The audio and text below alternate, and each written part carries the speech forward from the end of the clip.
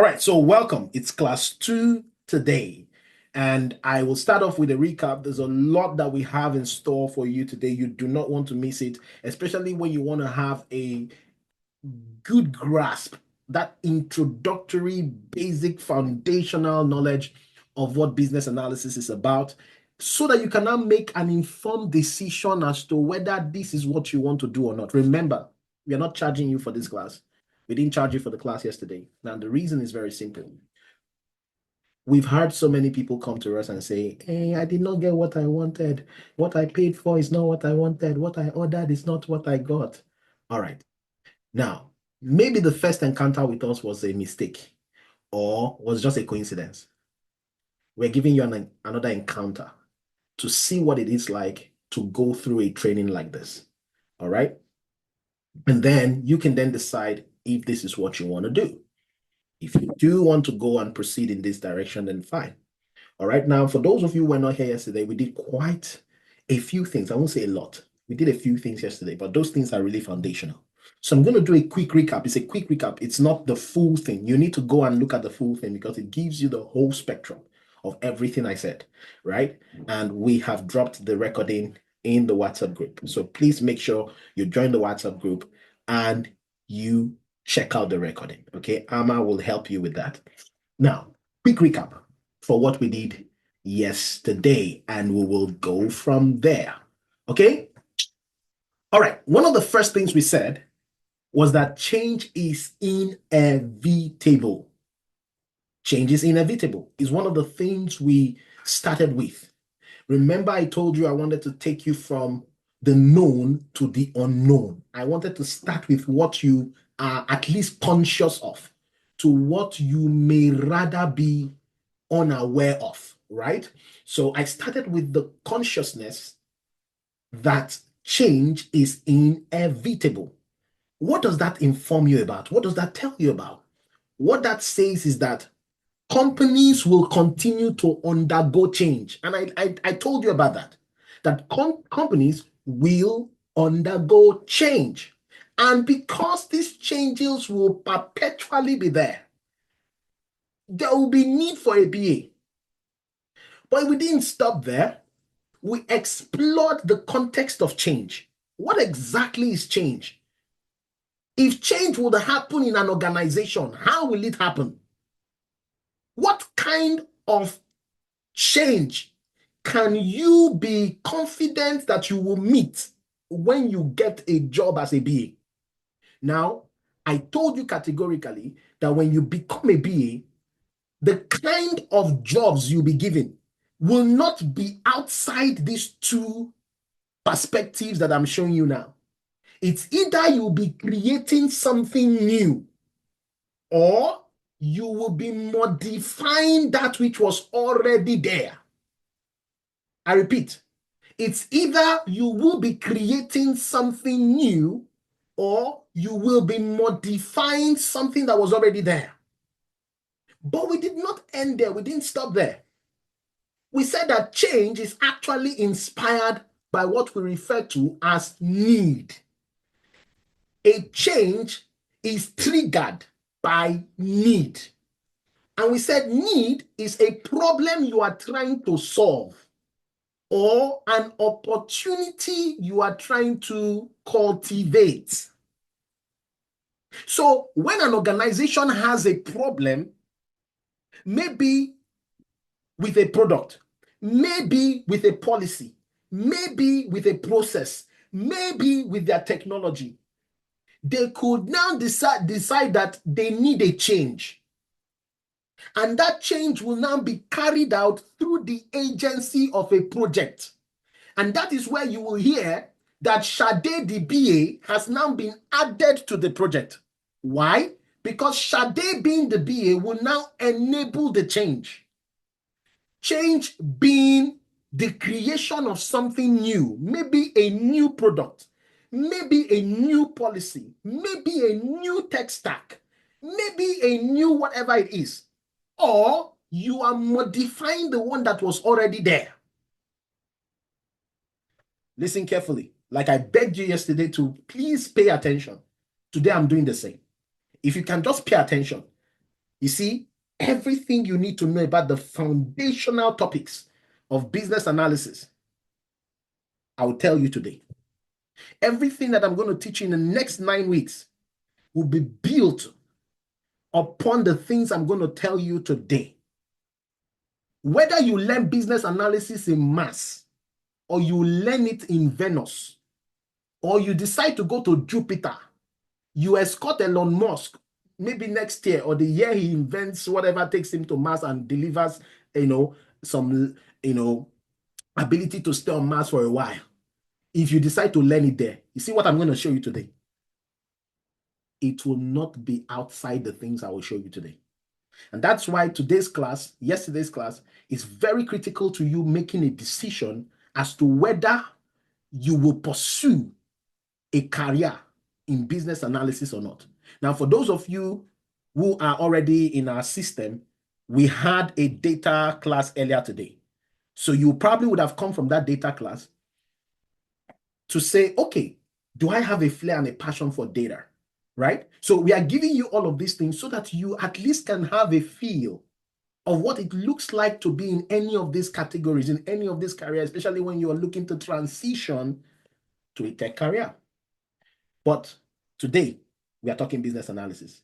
Okay? We've already talked data. Let me focus on business analysis and let me take you where I need to take you to. So we mentioned that yesterday. And one of the fundamental things that we talked about was the fact that the business analyst is a change enabler. That word is important. It's important that you understand the context of what I just told you. He's an enabler. He's not an implementer. There are two different things. It's a thing if I implement the change. It's another thing if I enable the change. For example, elections in the US is around the corner. Now, I'm not saying that the election will be rigged. I'm not saying that they will tout the elections. But imagine I have money to pay touts to disrupt election. If I give that money out, I enable those that will implement the riot. I did not implement the riot. I only enabled it. Are you getting me? So there's a difference between enablement. And enablement can come in different ways. Enablement can come by giving someone information. I can enable you to do something by just giving you the information that can trigger you or give you enough perspective to be able to get that work done. I enabled you. I gave you the information. I told you how to navigate there. Did I navigate there? No. You were the one who navigated there, but I gave you the information you needed to go there. I enabled you. So, enablement and implementation are two different things. The business analyst is a change enabler. That is the first thing that you need to understand. That was what I mentioned yesterday. And then we went into the definition of business analysis, where I showed you a definition from the IIBA Bible Guide version 3.0, where I told you that business analysis is the practice of enabling change in an enterprise by defining needs and recommending solutions that deliver value to stakeholders. And I took each of the emphasized words and I unpacked it. And in the process of unpacking these words and helping you see them in what they really represent, I was able to then help you transform that definition into what you see in front of you now, which is business analysis is the practice of enabling something new. So what that means is that when I'm a BA, one of the things I may be doing for my company is enabling something new or modifying something that already exists. It means that as a BA, one of the things I'll be doing when I get on the job is modifying something that was already there. Question is, what exactly am I going to be modifying? What exactly am I going to be creating? The next thing tells you, it says in a product. So meaning that I could help the organization create a new product. I could enable them to create a new product. I can enable them to create a new process. I can enable them to create new policies, or I can enable them to modify the ones that were already there. How? How, you may ask? By defining the problems. That is the place you start from. I told you about a plumber who comes into your house to help you with the problem you have with your washroom. Irrespective of the fact that he is a professional plumber, he will not just disregard everybody in the house when he comes there and just dash straight for the washroom and then begin to unpack and dismantle things. He doesn't know what he's going to work on. So the first thing he needs to do is clarify and ask questions. What do you have a problem with, ma? I can fix your tiles. I can fix your sink. I can fix the water system. I can fix the shower. Do you have a problem with any of these things? And now you can now begin to tell him the problem. Tell him what you are going through. Do you understand what I'm saying? So the first thing you do in trying to enable this change as a BA is defining the problem, defining the opportunity, defining the pain points. And as you begin to gather this information, you will have enough to be able to work with your team such that you can recommend features, recommend steps, recommend design, recommend approach. This is what we refer to as solution that will deliver benefit to everybody and anybody that is affected or that affects the project. So we looked at that yesterday. And I now pivoted to help you understand that you may already be carrying information, experience that makes you and qualifies you as a BA already. I said that. That you may already be carrying experience that qualifies you as a BA already. Now, Amma, if you can help me get that link of K. There's a link that we did with K. That we translated K's experience. It's on YouTube. That we translated K's experience to a BA experience. Maybe if you can get that link and throw it in the WhatsApp group, that would be great. So that they can go back and look at that video and see how it's easy to relate. Maybe if in case I'm not able to do that today, they can have at least something to look at. It's very easy. Okay? And I can show you examples. And one of the things that I said yesterday is that business analysis is not just a title. It's about the work function, the job function. Have you done something related to business analysis?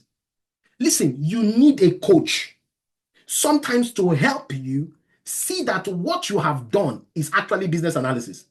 In fact, because I am here today, let me show you a few things. I want to show you a few resumes. Okay, just want to show you a few resumes quickly.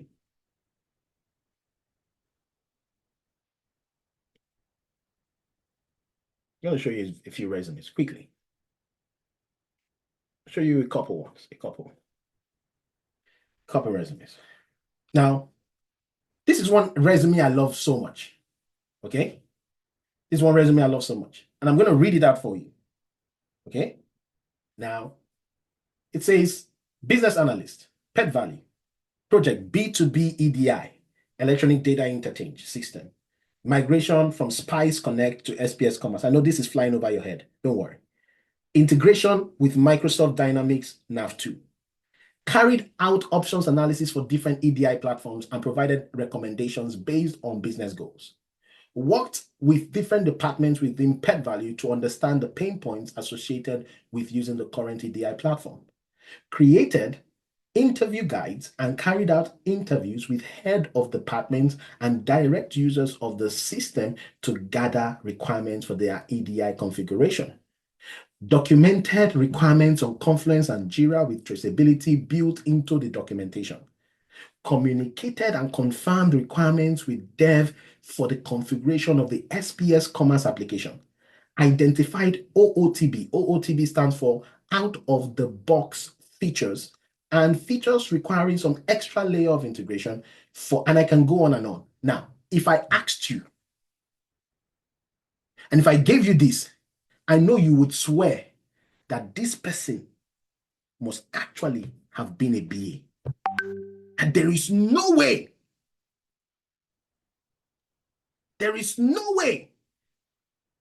this person is a BA.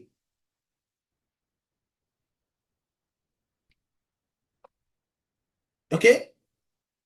That there's no way this person is a BA. Wait a minute. There is no way this person is a BA. Right? Good. How many of you think this person is a BA? How many of you? Put that in the chat.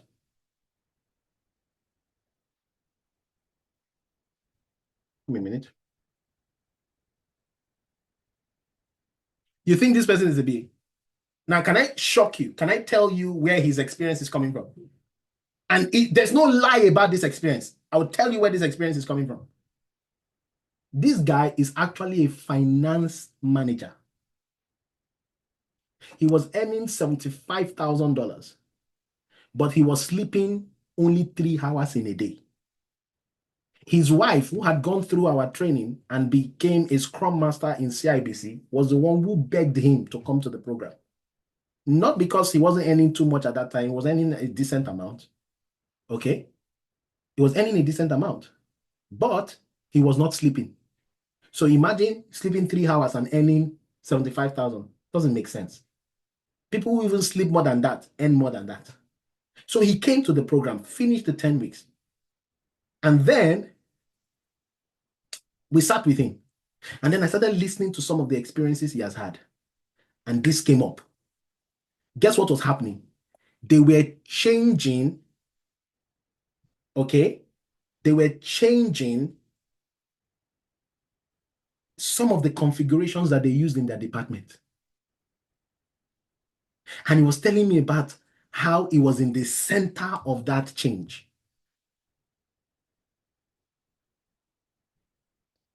Are you hearing me? He was telling me about how he was in the center of that change. And then I listened, and I listened some more. And I now said, based on what you've learned in these 10 weeks, if you were to position yourself as an enabler of that change, don't you think you can talk about it? He said, quite all right, I can. I said, then, sir, go ahead. I said, go ahead. And he did it. I said, go ahead. And he did. So you see, there is a way you can actually take what you already have and use it for what you need. We'll talk that some other day. And I can give you different examples. Different examples of what we mentioned yesterday. I remember this guy. Let me read the same thing for you, and let me see whether you can guess. Okay? Pioneered the digitization of operational management for Africa's largest petrol filling stations and 30 outlets, achieved 60% increase in operational performance and client acquisition within 12 months. Digitization efforts led to 25% reduction in manual errors and improved accuracy of sales performance reporting. Remember what I told you yesterday, that your business analysis effort has to lead to benefit. That benefit can be captured in your resume.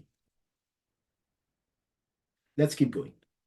And then he goes, implemented a $1 million petrol station management system by collaborating with business stakeholders and developers, enabling the automation of critical procedures, facilitating more accurate data-driven decision-making, resulting in a 60% increase in data accuracy and 20% increase in operational efficiency. Identified and pursued new business opportunities by generating and following up on leads, resulting in the expansion of the organization's revenue streams and customer base. And then he goes on and on, goes on and on. Now, can someone guess, what do you think this guy's job was at the petrol station?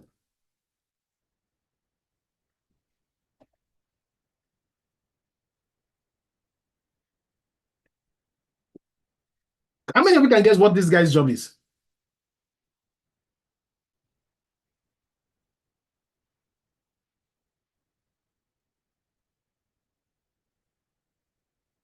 He was a manager. Okay, some of you actually got it there, almost there. He was a business development officer at the petrol station. But guess what? He knew certain things in the petrol station that was implemented over a period of time that we could use. So those of you who discount the job of a mentor, this is where a mentor comes in. He's a brain to pick. He's someone to push you in the right direction and help to use that and extract that experience into where you are headed. He was a business development officer. It doesn't stop there. Let me show you more. Which one will I use now? Which one will I show you? I don't know. Which one will I show you? There's quite a lot here. But then I don't want to miss track of where I'm going to today. I have a lot to teach you today, so let me get back on track. But I hope you get the point. If you have ever driven a change, improved business process, helped to launch a new product or service, you've helped a business to maximize profit and save cost. You've made the process more efficient. You've helped the business gain competitive advantage. You've recommended solutions to prevailing business problems. You've helped business to maximize opportunities by entering a new market. If you've done any or all of these things, which I asked you yesterday, some of you said 9 over 9, 7 over 9, 6 over 9, 5 over 9. Listen, I told you yesterday that you are already a business analyst. You are the only one who is not aware. So meaning that you are cheating yourself. You are leaving money on the table. Plenty of that, by the way. Because an average a BA on the average earns on the average 102. I think that's what the IIBA last this thing mentioned. An average of that in a year. 1,000. In the thousands of dollars. So you're leaving that money on the table and doing yourself a disservice. Oh, but the market is saturated. But the market is saturated. Yes, but we got somebody who had 3 jobs from Maryland a few weeks ago. Oh, the market is saturated, but the market is saturated. But we got somebody who landed 2 jobs, decided to stick with one because the one was hybrid, the other one was remote. Oh, the job is saturated. The job market is saturated. If you stick to the end, I'll tell you how you win in that market. I promise you that, right? I'll tell you how you win. Simple. So let's go. I told you to study no less than 40 job descriptions of a BA. We talked about that. So please, you don't have to submit that to me. Over the course of time, okay, you can do that. All right. Okay, so please make sure, please make sure you start looking at these job descriptions. I told you why it's very important. Okay, don't hearsay. All of you, some of you, you work with a lot of hearsay. I heard that, and you never do your research yourself. I heard that, and your life is so full of heard that. This one told you that one told you that, and you never experience anything yourself. So make sure you go firsthand, get information for yourself, and do all of that. Okay, you do not need to submit this, please. Okay, but you will need it as we go from class to class. and I'll be asking you how it meets up with the things that we are doing in class. So it's important you start looking at the job description. All right. Now, I'm going to go into needs assessment, what requirement is, and I'm going to go into stakeholder management, just to help you to begin to put a few pieces together. Remember that this is an introductory. These 2 days is introductory, enough to help you gather capacity, all right, and enough requirements to tick the box as to, is this what I want to do? Is this what I don't want to do? So let's go. Now, from all that I was saying yesterday, what I was trying to let you know is that business analysis revolves around 2 things. Okay? It revolves around what? 2 things. Any business analysis you will do anywhere, in a startup, in a bank, in a consulting like I've done in myself for the past 10 years and more, anywhere you will find yourself doing the job of a BA. Listen, your job will revolve around these 2 things. Because it's either you are trying to help us understand the need as much as we can, or you are trying to help us decipher the solution as best as we can. In other words, your focus, everything that you would learn in the next 10 weeks in any boot camp will address these 2 things. Oh, you say, but Michael, I learn, but in business analysis, I'm going to learn process flow. What is process flow? What are you doing with the process flow? Is process flow not helping you to understand the solution? A process flow can either be a process flow of the current state of how things are done right now, or how things will be later in the future. Is that not? When you put a process flow together, that's what you're doing. If you are telling us of how things are right now, what are you doing? You are trying to help us understand the problem, the need. If you are doing the process flow of how things should be, you are helping us to understand the change. True or false? True or false? I want you to type in the chat. I love a responsive class. True or false? Okay. You say, but Michael, what about user story? What about documentation? What about requirement? Relax. When you write requirements, what are you doing? Are you not trying to clarify the criteria for the solution? So listen, anything you will do, whether you learn business analysis in Mars, or you learn it in Jupiter, or you learn it in Venus, or you go to heaven and come down, these 2 things are the things you are trying to equip yourself to be able to align the people that are working on the project with you. That is what you're trying to do. Those 2 things. And that is why I had to start from there. Because if you lose sight of these 2 things, you've lost track of business analysis. The business analysis is these 2 things. Everything around, listen, I'm not teaching you from a textbook. This is not textbook. I'm taking you from experience. The way this course was designed, and I'm going to show you the curriculum, is not according to a textbook. You can read textbook for all I care. You can get a certification for all I care. I have some certification. At least God has helped me, right? So I can tell you about certifications if you want to. You see? At most, some of those certifications is what we refer to as ideal gas. How many of you are science students? Let me see. If you were a science student, put I in the chat. Let me see all those science students. Because they would understand the next thing I want to say. If you were a science student, you did science, chemistry, physics, you did that in school, just put I want to tell you something. I want to see whether you will agree with what I want to tell you.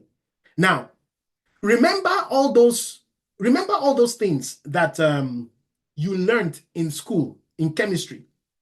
Okay? Boyle's law, Charles' law, and all those laws. It was founded on ideal gas. True or false? Science student, answer me. This is your test now. I want to be sure you spent your school fees properly.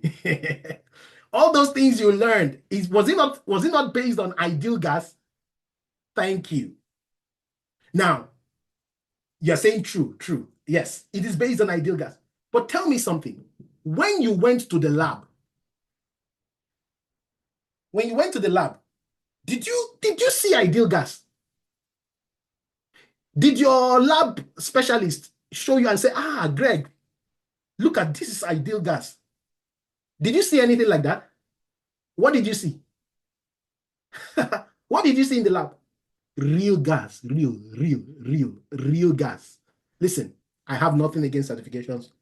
At best, it only shows that you are committed to continuous improvement. That is what certifications tell us. Certifications do not tell us that you know how to do the job. At best, it is ideal. But you see, the real traction, the real thing, when the rubber hits the road, is what I am showing you. Are you getting me? Okay? All right. So, while that may be able to help you understand certain things, the reality, the real gas, is what you deal with when you get to the lab.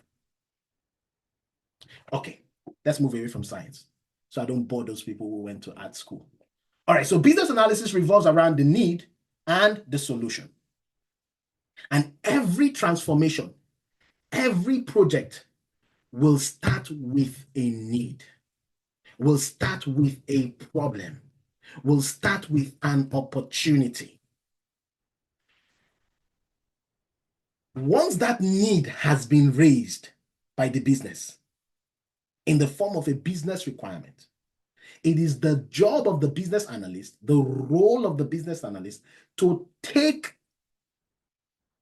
that information and further assess it in what we refer to as needs assessment. So here it is. In needs assessment. So basically, in the work that you'll be doing as a BA, if the problem was not identified already, which in most cases it is already identified, because they will give you what? A project brief. And they would give you the background of that project. But if that has not been done, you will need to identify the problem. You will need to know where exactly is the issue. And that is what will lead you to what people refer to as root cause analysis. But you see, most times, these things are already presented. In some cases, you will have to find and identify that problem. And then you will gather information. Remember, in trying to understand the need, you will ask questions. You will do research. It's what we call elicitation. We will teach you that later in Module 3. And then once you gather this information by whatever means you deem, necessary, you will then analyze that information to ensure its completeness, okay? To verify that that is what they really want. You will understand the gap, and then you can now prioritize and say, okay, let's go ahead and do this and do that. And in gathering that information, guess what? It's just like the plumber I told you about yesterday. Remember? The plumber I told you yesterday. When he comes to your house, he's going to ask questions. He's going to first ask you, what is the problem? What's happening here? And then you're going to explain things to him.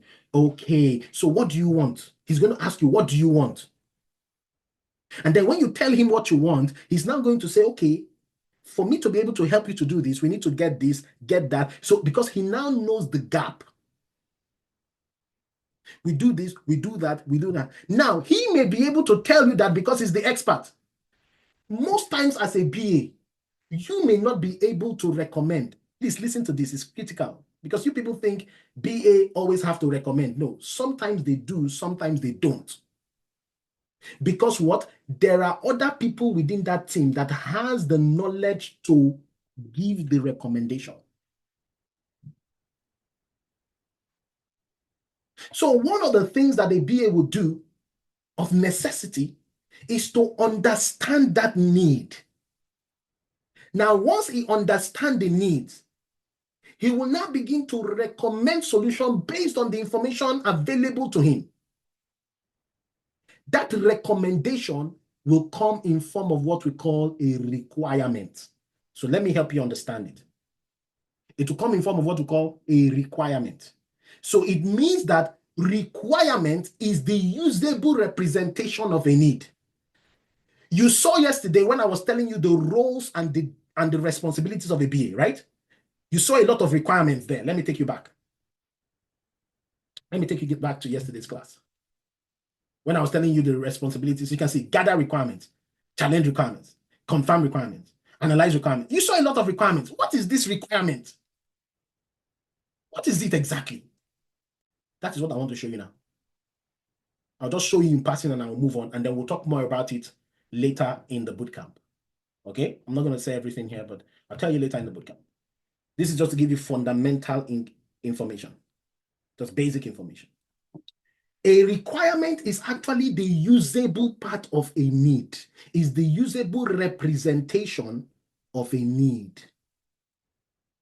In other words, when you fulfill a requirement, you will be solving a need. Let me explain. I am hungry. I am hungry. That is a need. How do you think I am going to satisfy that need? Anybody? If I am hungry and Charles is hungry, I am hungry, Charles is hungry, how do you think we can satisfy our need? Anybody? Anybody? Cook. Okay. Even when you cook, has cooking satisfied the hunger? Did cooking satisfy the hunger? Eat food. Even when you buy food, it does not satisfy the need. Buying the food does not satisfy the need. Eating the food. But hold on. What if Charles was a vegetarian and you went and bought pork, meat, and you brought it and said, I know you are hungry, Charles. Take. Do you think that will, as much as you brought food for him to eat, do you think that will solve his need? He's a vegetarian and he can't one at that. He won't budge. He would rather die a vegetarian than eat that meat. Do you think that will meet his need? Do you think that will meet his need? So it's not enough to say, so no, that will not meet his need. So it's not enough to say your need is hunger. You need to now ask him, I know you want to eat. What type of food can I get for you? I always use this example of two people who came to Canada and had a rough ride and became homeless. Homeless person A and homeless person B. And then you go to homeless person A. They are both suffering the need of homelessness. And then you go to homeless person A and you ask him, what do you want me to do for you now? Meaning that what can I do to satisfy or to alleviate you from this need? Meaning, can you give me your requirements? Homeless person A can say, listen, I am tired of Canada. I have a farm back home. I have parents back home. I have loved ones back home. Can you put me on a one-way flight back to my home country? When I get there, I will find my way. I will no longer be homeless. I will have food every time on my table. I will have people to share experiences with. Please do this for me, and you will have cured my homelessness. That is homeless person A. That is his need. And that is his requirement. Homelessness, but he needs a one-way ticket to cure it. And then I go to homeless person B. And then I go to him and say, Mr. B, guess what? I bought you a one-way ticket. I bought you a one-way ticket to go home. We'll look at you and be like, are you okay? Go home, Bawo. Go home to where? to where? Are you okay? I'm not going home anywhere. I spent 40 million, sold my house, my car, to come and get the Canadian dream. And you are telling me one-way ticket home. Are you okay? No, no, no, no, no. That's not what I want. If you can just pay my rent for 6 months and give me some money so that I can enroll in that BA program, maybe in 3 months I will get a job. But at least I know I will concentrate because I have a roof over my head. So if you can pay my rent for 6 months and just help me enroll on that program, I'm sure that within that time, before the 6 months elapsed, I will be able to get myself together. So for homeless person A, although they have the same need, you can see that the requirement to satisfy the need is different. And this is where business analysis becomes critical. Listen, I'm breaking it down and making it very, very simple for you to understand. That when you get in organization, what you are going to do is face need of organizations, business needs. Those needs could be about a product, it could be about a process, it could be about some technology like ServiceNow, Salesforce, or they are doing some integration. You will need to understand, even if you had done some Salesforce integration in the past, you will still need to understand what this business wants to achieve. Are you getting me? So this is where gathering the information, identifying their problem, getting that information, analyzing it, understanding the gaps, prioritizing their needs, and then now saying, this is what we want to give you.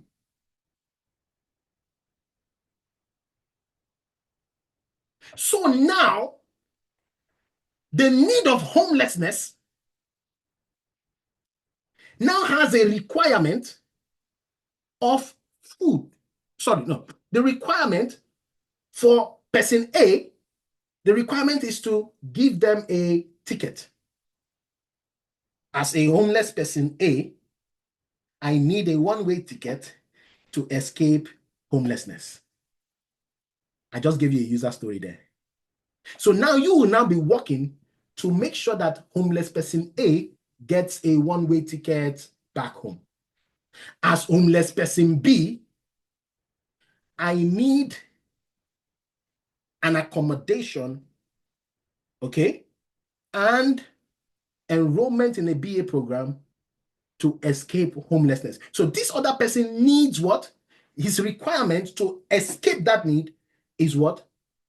The accommodation and the enrollment on the program. The same need, but different requirements. So requirement is the usable representation of a need.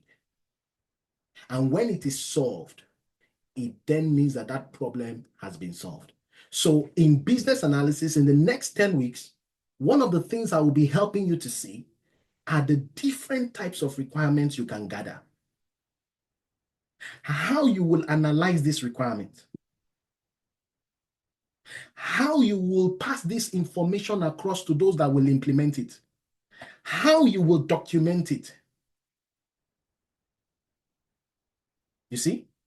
And how you will validate it and verify it. These are the things I'm going to show you in the next 9 weeks. So requirements may be generic. Requirements can even be very specific. It will now be your responsibility as the business analyst to pull out what is needed for your particular project. Let's move on to stakeholder management. Now, one of the other things that you got from me yesterday was the fact that you are not a loner. When you work on a project, you're working with other people. It means that you're working with stakeholders. And that is where I want to take you to now. So I've shown you a couple things now. I've shown you that your work as a BA is to enable change. This change is triggered by a need. This change will be carried out within the context of a project. We are going to deal with project in module 2. I'm going to show you the curriculum. We'll deal with projects in module 2. And in the process of all of this, trying to analyze the need and all of these requirements will need to be taken, to be drawn out. And then you will need to do a lot of engineering on these requirements, which is what we'll be showing you in another module. But in all of this, you won't work alone. You work with people. These people that you work with, they are referred to as stakeholders. And that leads us to stakeholder management. So remember, again, I'm giving you a primer just to help you understand the in and outs, and then you can take it from there. Stakeholder management. Now, somebody's saying, please, can you give an example of a need translation? I just gave you 2, but I gave you 3. Okay? So if you listen to what I just said, I talked about the hunger, I talked about food, I talked about homelessness, I talked about person A and person B. Okay? Now, somebody can say, I don't want to be sending email each time somebody submits a form. That's their need. I don't want to be submitting it anymore. Now, how do you change that into a solution? It means that each time that form is submitted, you give them an automated response. That's the requirement there. So you can translate that into a solution, into what we call functional requirements, but I'm not doing that today. I'm doing it step by step, okay? All right, let's talk about stakeholders. Who is a stakeholder? A stakeholder is a group or individual with relationship to the change, relationship to the need, relationship to the solution. So it's either they have a relationship with the change, you have a relationship with the need, or you have a relationship with the solution. If you have a relationship with any of these things, it means that you can be classified as a stakeholder. So meaning that if I have a relationship with the solution, maybe I'm the implementer, I'm a stakeholder.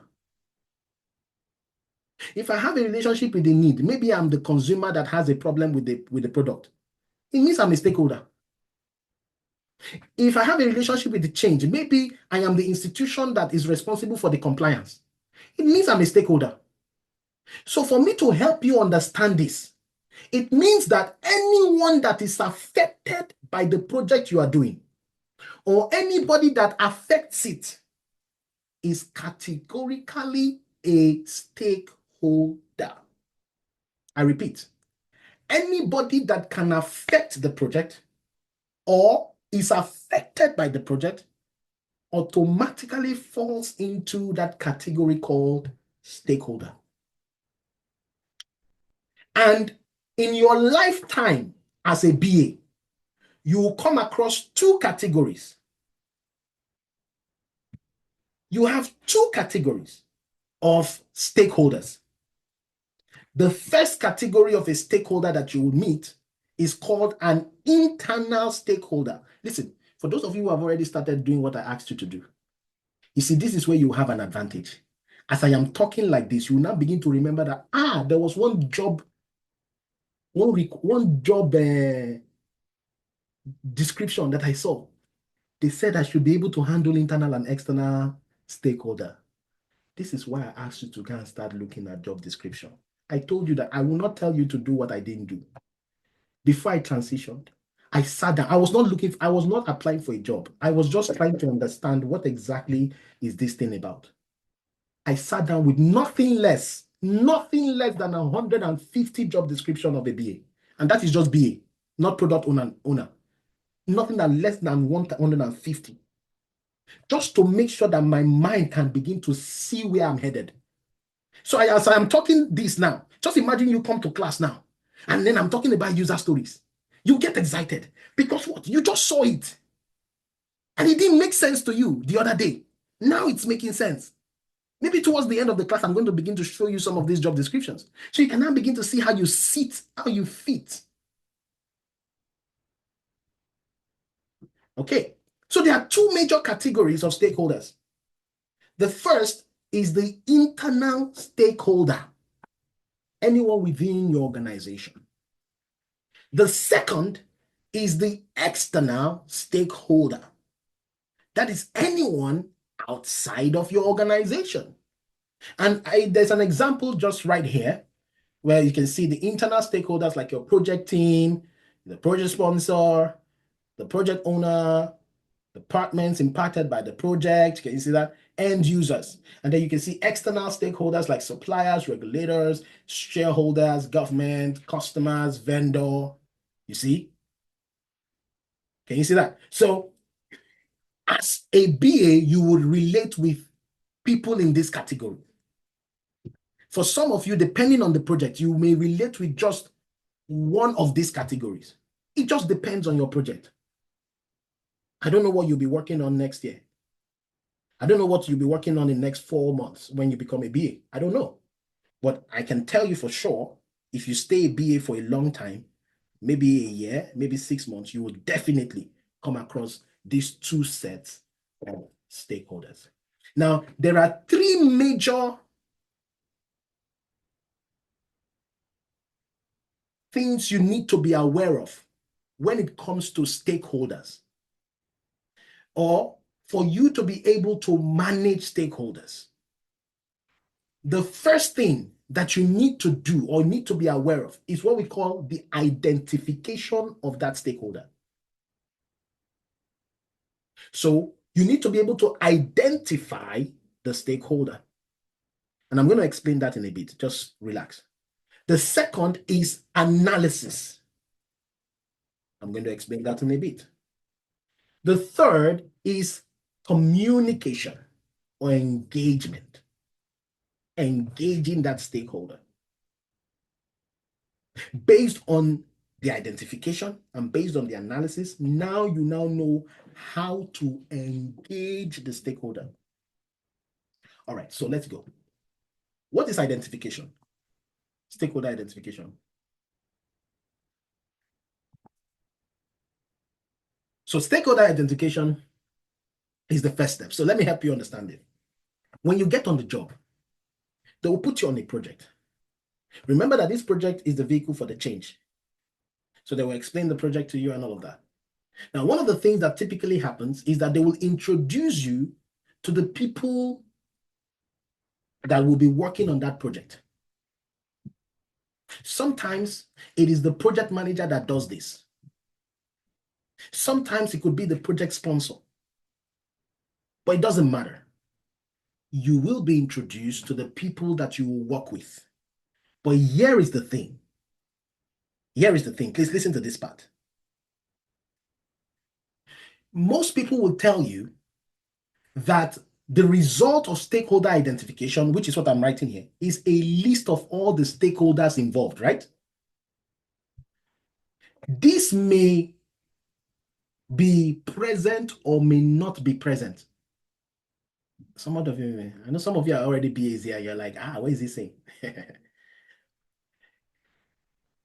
Let me explain. How many of you have probably traveled, and when you went to a family meeting, you traveled, maybe you went to the village or you went outside the country, and then you were able to meet an uncle or something or in the village, and they had a family gathering, and then they started introducing you to cousins, nieces, nephews, and every single person that you did not know existed, but they were related to you. How many of you have had that experience? Maybe I'm the only one who does have that experience. You went to the village and you discover, there is Christian. This one is your cousin or your sister's nephew or something. How many of you have had that experience? It may not be regularly, but you've had it before, where somebody was introduced to you, has a relationship with you, and you were not aware that they even existed. And this was the first time you were getting to meet them. How many of you have had that experience? Just one person. Wow, I must be living in a world of my own. Just one person has had that experience? Nobody else? Oh, there's another person. So two people. Next time, if you're posting, can you post to everyone so that everyone can see that you're posting? Some of you are posting to host and panelists, so I'm the only one who can see it. Okay. So some of you have had that experience. Now, let me ask you a follow-up question. When that happens, do you say, hey, wait, Let me go and get my pen and paper. And let me write the name. How many of you did that? Did you do that? Say, wait, let me get me a pen and paper. And they're introducing my nephew and my cousins. I want to write their name. How many of you did that? Eh? Did you do that? No, you didn't do that. Okay. Efe, did you do that? Greg, did you do that? Is that what you did? You didn't do that, right? Good. So what did you do? You just made a mental note. A mental note. You made a mental note of that. And then over time, if that Christian starts visiting your house or you guys start meeting more regularly, you now become acquainted with him. You now know him a bit better. Is that not so? You don't even need to now remember his name because you are now used to working with this person. Listen, guys, it's the same thing when you get on the job. They can introduce 15, 20 people to you on that project. Listen, you have no business writing down their names. I know somebody will ask me, what about the stakeholder list? It's not your business. Stakeholder list, leave it to the project manager. But they would help you identify the people. Now, as you now move into the project, you will now discover those that are on the day-to-day, those that do not even come and show up day-to-day. This is where you will now move from just identifying all organizations and individuals who are directly or indirectly affected by the intended change, the company's activities, or who has a specific interest in the activities. This is where you will now move from identification, okay, to analysis. Now, talking about analysis, how many of you have a mobile phone? Let's start with that. You have a mobile phone. How many of you? You have a mobile phone. I know some of you will say you don't have. You see, that's the issue. I need participation. That's why I'm asking you these questions. I like a part. I need to know that my people are not sleeping. And that's why I always ask you questions from time to time. So don't think I don't know the answer. I know the answer, but I just want you to say something or type something so that I can know that you are awake, right? I love a lively class. So how many of you have a phone? You have a phone, right? Perfect. Now, how many of you call everybody on your phone every day? All the contacts on your phone, you call them every day. Oh, everybody is so important. Even unknown caller. You even call the unknown caller. How many of you? You call everybody every day. Okay, but how many of you have this particular contact that you reach out to every day? I remember when I was not married to my wife. Then I was in the UK. She was back in Nigeria. I can bet you we were, when you do FaceTime for no reason, you just do FaceTime for no reason. We will just be calling ourselves for no reason. We'll call ourselves every day. Now, that shows you the level of participation that person needs in your life. The level, how you've analyzed people in your life. There are some people you talk to just once in a year. How many of you agree? And the only thing you say is Happy New Year. How many of you know that? There are some people that they only talk to you when they need urgent 2K. How many of you know that? Listen, it's the same thing on a project. You know why it is like that? It's because you've analyzed these contacts and you've been able to discover the one that is important to you. So you call them every day. There's no day me and my wife we won't talk. It's either we see physically or if she's somewhere, I will call her. She will call me. I don't think there is ever, even when there is no network, even if we hear, we just assume we've talked. But we would have tried and the thing just rang and this wrong. At least we would have known that we communicated. That is how important, that is the influence. That is me trying to help you understand our involvement. So a BA, after identifying the people that he's going to work with, he's now going to group these stakeholders according to their level of participation, according to their level of interest, according to their level of influence in that project, and determine how best he's going to involve them. Because there are some people he's going to be involved with every day. There are some people that he will only see once in 2 weeks, maybe when they want to do a demo. There are some people that he should not speak anyhow to, because if they breathe, if they just breathe like this, they can turn off that project and that project is gone because they have power. They are the sponsor. So before you can talk anyhow to them, you have to think twice, because if they pull the plug, the project is gone and you will lose your job. So the next level of identifying, after identifying a stakeholder on a project, is to now begin to understand how best do I communicate with this person, which will be the third step, because of their participation, because of their interest, because of their power, because of their influence. And this is important because you now know who you should reach out for help. Some people have asked me, how did you stay relevant even when you were not technical? Analysis. Analysis is how I stayed relevant for 10 years, doing different types of, you know, my wife said, I saw your CV the other day. I was perplexed. I was shocked. I didn't know you had done so much like that. I said, I saw your CV the other day. I didn't know you had done too much. I'm trying to look up for that, my CV. Don't worry. I'm trying to get my CV out so that you can see it. Give me a minute. Trying to get the CV out. I'll get it out. Somebody remind me by the end of the class. Don't want to stall the class. All right. So, you see, you now get to that stage where you now know who you can enlist for help. You know who you should gain early alignment with. You know who you can address when conflicts show up. When you want to address issues early on, you know whom to meet. And there are some mental models and also some, written models. Sometimes it's not just mental model that we can use in helping us know who is who. There is what we call the power interest grid. Now, power interest grid, you don't need to draw it. When you get to your work, this is a mental model. So what I mean by that is that when you get to your workplace and they tell you this is this, this is that, you do not go and start drawing power interest grid. I see a lot of people who are saying that they did. Who told you to do that? Nobody cares about that.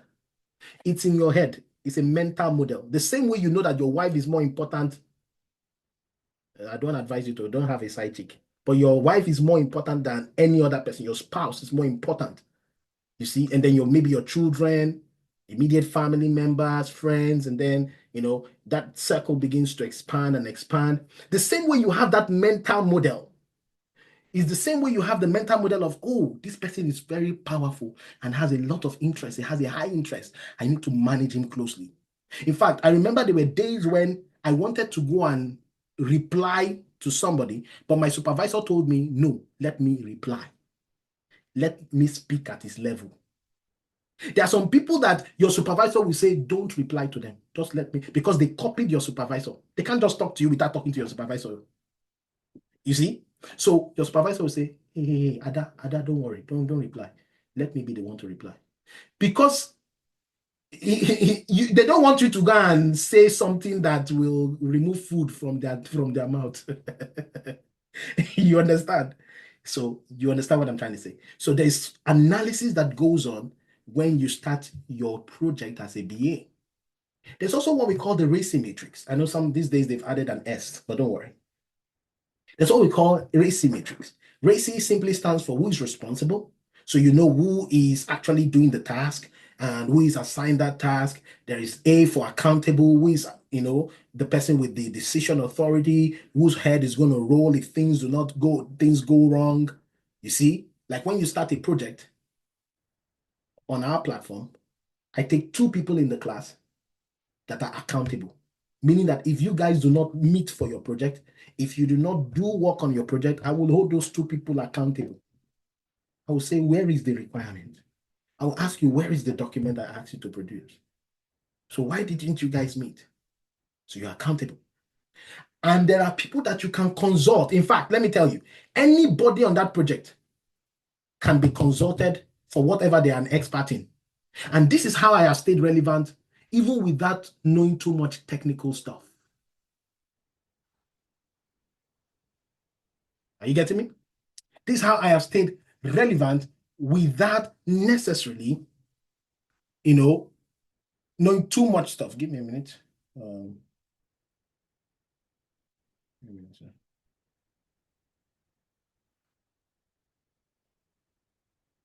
Okay.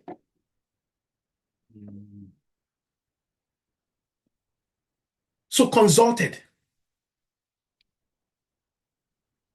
Any stakeholder that you've already identified can be consulted.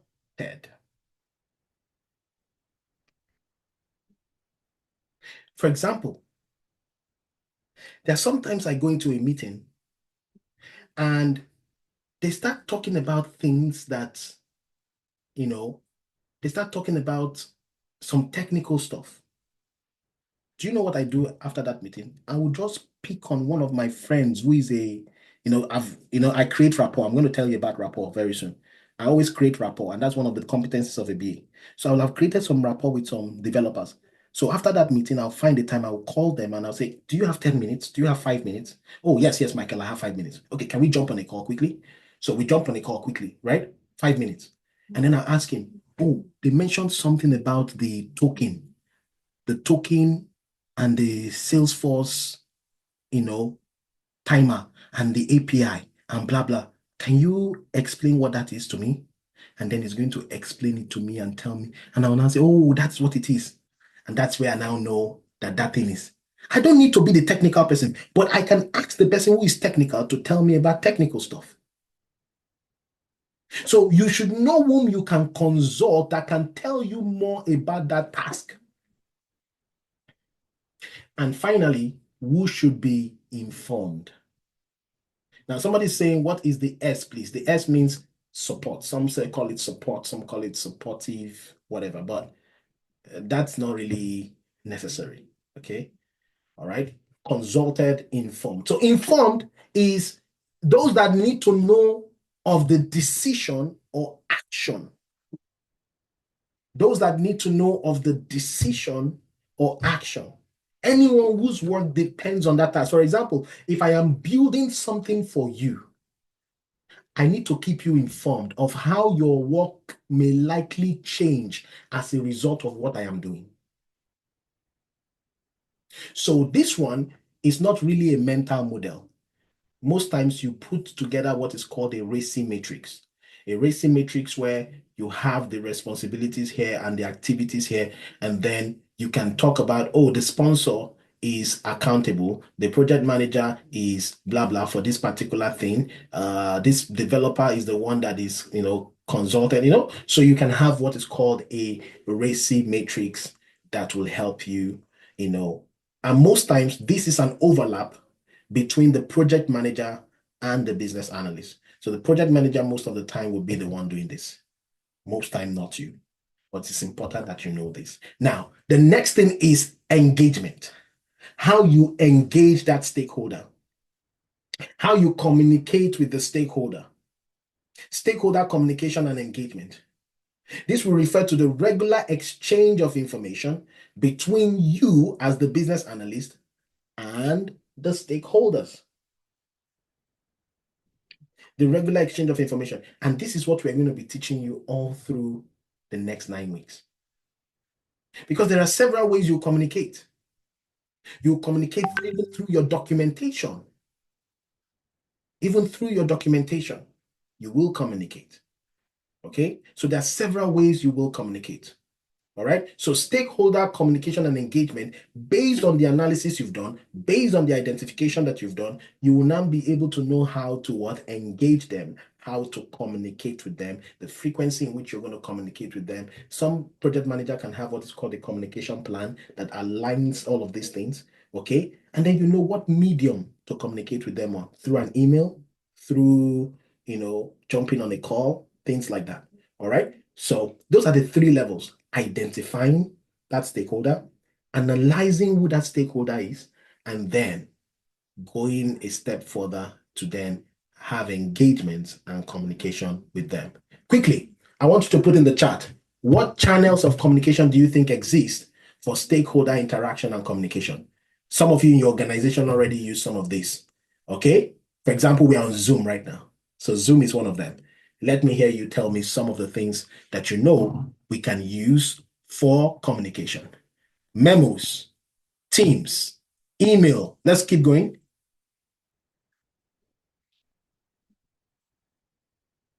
Support. WhatsApp, Google Meet, Slack, Teams, email, Zoom. Perfect. Good, good, good. Okay, let's move on to the next thing that I have for you today. Competencies of a business analyst. That's the next thing I have for you today. It's called the competencies of a business analyst. All right. Now, for us to, before we get there, I want us to listen to this video. All right. So that you can hear about the day-to-day. And there's some very vital information I want you to pick up here.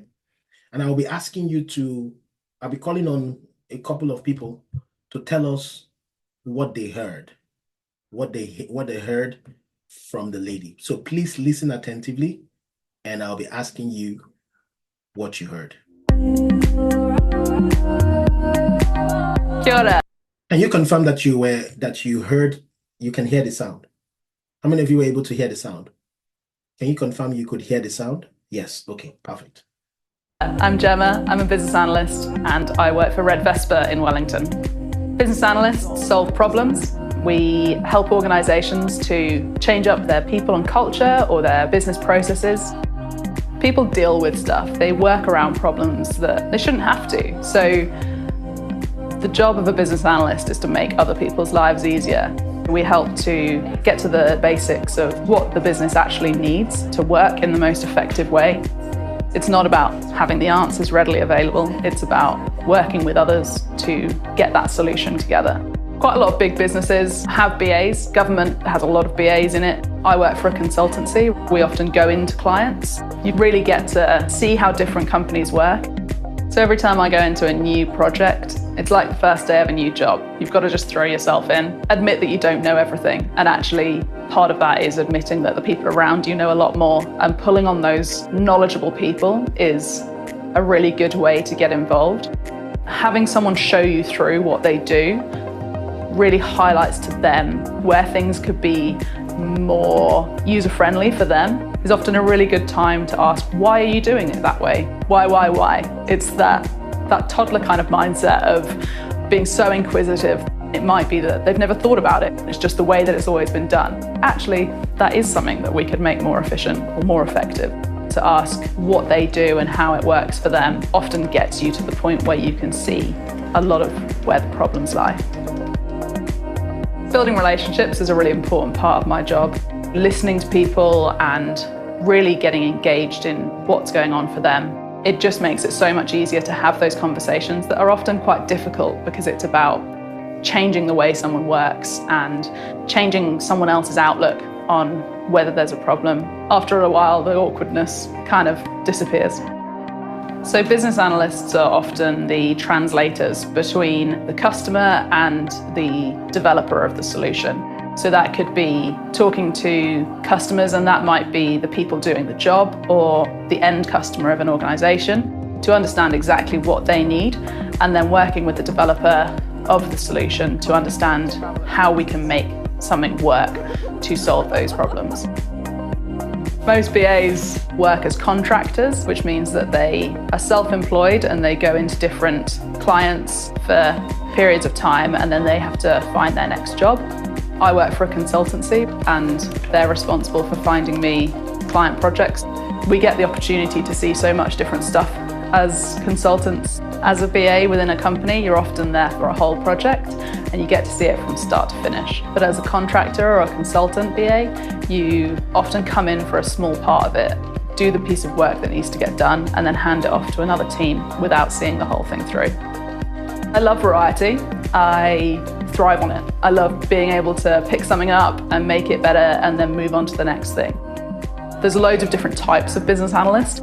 It's really about finding what you love and letting that take you into the niche that works for you. Some of the skills you need to be a good BA is to be inquisitive and to always be asking questions. Being personable and getting on with everyone is a really kind of useful trait. Changing who you're working with and changing where you're working can often get quite uncomfortable, and you have to be happy to deal with that. You are always working in change and you're changing how other people work, and that's uncomfortable for people. So you have to be happy to manage other people's emotions as well as your own in a variety of situations. To know when enough's enough and when a solution is good enough. It doesn't have to be perfect, it just has to work to solve the problem you're trying to solve. Most BAs kind of organically become BAs, so it's not so much specifically about the study that you do, more about your interest and your engagement and how inquisitive you are. I have a diploma, which I got back in the UK, and it kind of gave me the toolkit, and then there's loads of sort of specific business analysis qualifications that you can do, but they're more likely to be done on the job than before you start.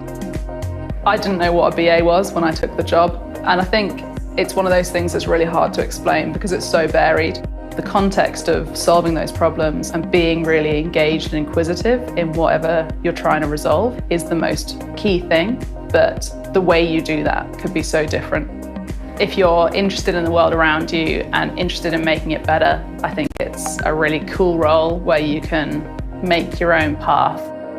Being a business analyst gives me the opportunity to help other people to have an easier life, and I can't see anything that's more important than that. Okay. Good. So a lot of tea was spilled there. She said a lot of things. All right. She said quite a lot of stuff. All right. A lot of tea was spilled. Okay, so what stood out for you? I need 3, 4 people. Just raise up your hand and tell me what it is. I'm going to unmute you. I will unmute you. You say something. So Sade, go ahead and say something. I've unmuted you. Just try and unmute yourself. All right. So Sade, if you can unmute yourself, I have given you the opportunity to talk. Okay. Can you hear me? Loud and clear. Go ahead. Okay. Put that for you. So I got a lot of stuff from what she said, but one thing that really, really caught my attention was when she said every project is like the first day of a new job. That's really that has a lot of insight to it. So I just thought I'll share that. It's like it's like you're coming to a new job because you're coming empty. You don't know anything about that thing. I told you that yesterday because your job is to come find out information, get information. In fact, there's something else she said that is in line with what Shade has just said. So thank you so much, Shade, for that. I appreciate it. So the next person is Greg. I see your hand up. Ada, I'm coming to you. I see your hand up. So go ahead, Greg. Yeah, one thing that stood out for me would be building relationships and also being inquisitive. You need to be able to manage people and also try to build solid relationship with the internal and the external stakeholders. Absolutely. Yeah, building relationships and managing people. I like that. Okay, cool. Ada, I'm going to unmute you now. So go ahead, Ada. You can talk. Can you hear me okay? Yes, I can. Okay, so I'm following up on what Shade mentioned. So being that every project is pretty much new, a BA needs to be able to admit that they don't know everything. Oh, thank you so much. You can just add. Yeah, that was the best. You come with a toddler mindset. Did you hear that? When she said you come in with as a toddler mindset. I don't know anything. I just want to come on. That is the thing. You see, when people stay on the other side of the fence and they just imagine what business analysis is, without necessarily coming to a session like this to understand what it means, they think that they need to be one exceptional, technical, innuendo, to be able to have that, to be able to take their own part of the largesse that comes with being in a profession like business analysis. It's not true. It's as simple as she has admitted. In fact, did you hear what she said about certification though? Anybody? Did you hear what she said about certification? Did you hear what she said? Anybody? You don't need it. You really Oh, don't she, need she it didn't before really. getting the job. You can get it on the job. She said this certifications, she didn't really allude to you don't need it. So I won't say you don't need it. She said you are more likely to get the certification on the job than before the job, which is what I told you yesterday. 85% from our statistics, 85% of the people who get a job on our platform. And I'm not kidding you. Listen, we do certifications. We have partnership with people who do certifications, right? We have partnerships with those who do CBAB and CSPO and all of that stuff. Listen, so I'm not against it. So don't think I'm against it. But I'm telling you the reality. Because you hear a lot of hearsays. Hey, you need certification to get a job. Certification. It's not like that. I put it to you, and I tell you the truth. Most of the people, almost 85% of the people who get a job on our platform, didn't have a certification before they got a job. So where is the submission? How? Okay. I didn't show you something yesterday. I think I should. Maybe that would help. Maybe if I did, let me show you, let me give you some statistics about certification so that at least you will see certain things. You see, you won't be left in the dark. Let me show you. Give me a minute. Let me see if I can. I'm just going to show you certain statistics. I've not updated it, but I know the statistics will be, I don't know if I have it on this one. Give me a minute. I'm going to show you. I think I should have it somewhere. Just give me a minute, guys. Just give me a minute. I should have it somewhere. Just 1 minute. I think I should be able to just pick it up quickly at some point here. Okay, see it here.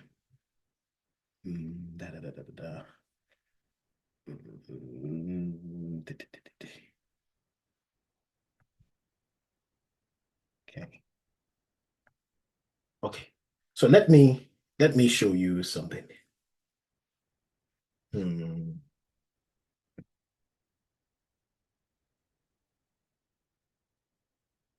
want to show you something about certifications. I didn't show you yesterday because I didn't feel it was necessary, but now that we just hinted on it, just want to show you one or two things, some of the statistics that I have been able to, I came across. I'm just going to show you briefly. Again, nothing against certification, but just listen to this. Look at this. Let's talk a little bit about certifications. Let's look at the data. The data do not lie. So if truly certification is the big deal to getting a job, why not take a step back and look at the data? And let's put 2 and 2 together. Are you ready to do that? So now I've not updated this, but of course, this is not far-fetched. So if you look at a place like Zapier, we will take a conservative estimate of people that are employed as BA, meaning they have the title of a BA in the US. It's about 272,851. Now, globally, about 14.2 million with that title. Now, this one, remember, is a conservative estimate. Really, there's another estimate that says it's 900 and something thousand, almost 1 million now. But let's take that conservative estimate, put that at the back of your mind. Now, out of that, 9.8 are called business analysts and 4.4 senior business analysts. In the US alone, 272,851 based on an economic estimate. All right. Put those figures at the back of your mind. Now, there are 2 major bodies that give business analysis certification. Two major ones. One is dominant in North America. The other one is dominant in the United Kingdom and maybe some parts of Europe. The one that is dominant in North America is called the IIBA, the International Institute of Business Analysts. They've been around since 2003. So in other words, 21 years. As at 2023, not too far back, that number would have changed now. Okay, I'll probably check what that number is now. As at 2023, all of their certifications put together, plus the one that is B and the one that is not B, all the certifications put together is 30,766, meaning that not more than 30,766 people have been awarded certificates from that body. The one that is really of value is this one they call CBAB. It is the Certified Business Analyst Professional. About 18,285. Question. If the business analysis certificate is the criteria for actually getting a job, if everybody that has a BA certificate are those that are actually qualified for the job, question, where is this figure coming from? Because it's a far cry. They don't match. I don't know if you understand. If you understand, just say I do. Right? I do. If you understand what I'm just trying, the analogy I'm trying to put there. If you understand it, just say I do. Simple. Just say I do. And if you want to argue, you can argue with yourself. This one, I did my own research. You go and do your own research and come back and tell me. And that is one of the reasons why I said, go and look at the job descriptions. The fact that they wrote certification there does not mean that it's a must-have. And I said, in those job descriptions, check if it is a preferred. Because even if you have the certification and talk nonsense, and my student came in on that particular interview and bamboozled them with all the things he has done, bamboozled them with the skills, with everything, with practical experience. Who cares about your certificate? Like they say from where I come from, whose certificate head? They will go for that guy. Except, listen, this is where certificate now gives you an edge. Except you and that guy is tied. They're like, this person and this person, should I go for? They will now say, okay, let's look for other criteria. Okay, this one is certified. It shows that he's into continuous development. Let's take him. So don't kill yourself. Don't put the cat before the horse. Go for skill first. Go for experience first. You can deal with certification. And that is what that lady was telling you. If you heard it from my mouth now, you say, hey, he's trying to promote something. I'm not trying to promote anything. I've been saying this ever since. I remember the day I told my supervisor I wanted to go and write a CBAB. She looked at me. A white lady. She looked at me. Said, Michael, you don't need it. I said, I need it. She said, you don't need it. I told her, I need it. She said, what do you need it for? And I scratched my head and I said, okay, I want to start teaching. That's why. And honestly, it was because I was going to start teaching people business analysis, I decided to get one. Otherwise, I didn't need it. Truth be told. You see, most of us come from the backyard of from the backdrop of an environment where we celebrate papers. And that is why a typical Nigerian like myself will have 2 masters. I have 2 masters. I did a PhD. So we glorify these things. I remember when I was on my job, the time they realized I went for a PhD in UCL, it was after I had done 2 years. My other BA was like, you did a master's and you did another master's and you did a PhD? And he was asking me why. Because he just did a diploma. He did a diploma. He did a diploma. Listen, my supervisor did a diploma at Humber College. He was the supervisor of somebody with a PhD. Give that a thought.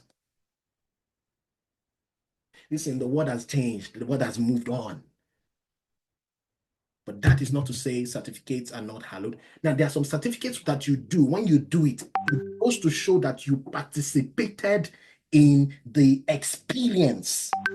Let me explain. For example, if you do ServiceNow certification, how many of you know that you need to know everything about ServiceNow for you to pass that certification? If you do a Salesforce certification, you need to know about Salesforce before you can pass it. The same thing with Azure. But you see a BA certificate, you can go and read the Bible guide. Say read. Mean reading. You can read it.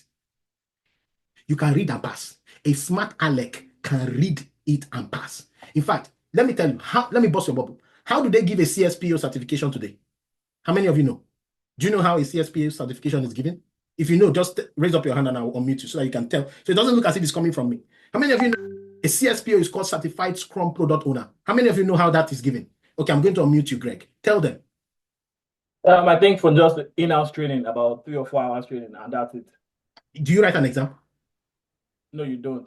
You just collect your money, right? And you enter into it, and they will give you. And guess what? That certification, they recognize it. Now tell me, if anybody cannot just walk in, pay the money, enter, go into a training, and come out, does that mean you know how to do the job? Listen, guys, don't put the cart before the horse. Again, I'm telling you, I have nothing against, I have them myself. I gave you my profile yesterday. I gave you my I gave you my CV yesterday. I have those certificates. I have it in my quiver. I have a lot. I just show a few. If you go on my LinkedIn, you'll not even see some of the things I have. I don't even brandish it. If I didn't tell you now I went for a PhD, you will not know. Because it's not on my LinkedIn. I don't have it there. I don't need it. It's not important for what I want to do. When it is important, I say it. So please, that lady actually told you the Ngwengwe.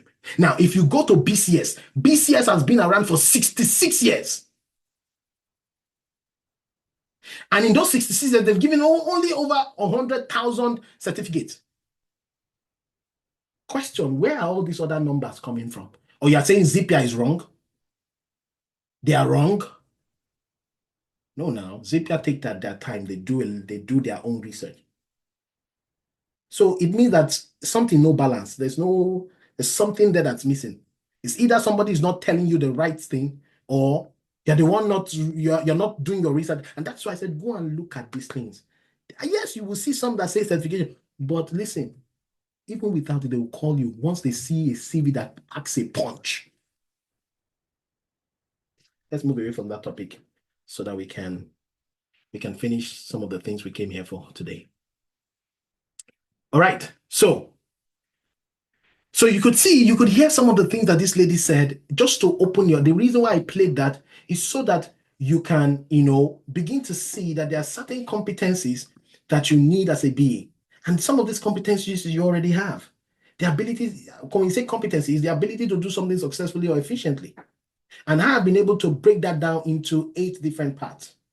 Okay, relationship building and management, leadership skills, facilitation skills, communication skills, problem solving skills, business skills, analytical skills, technical skills. And I'm going to go through this quickly so that I can go to one other thing I said I was going to talk to you today, which is how do you thrive in today's market, right? That's the last thing I'm going to be, getting off the call with, and then I'll tell you again how to join the program if you're looking to join our extended, 10-week practical BA program. So let me go through this quickly.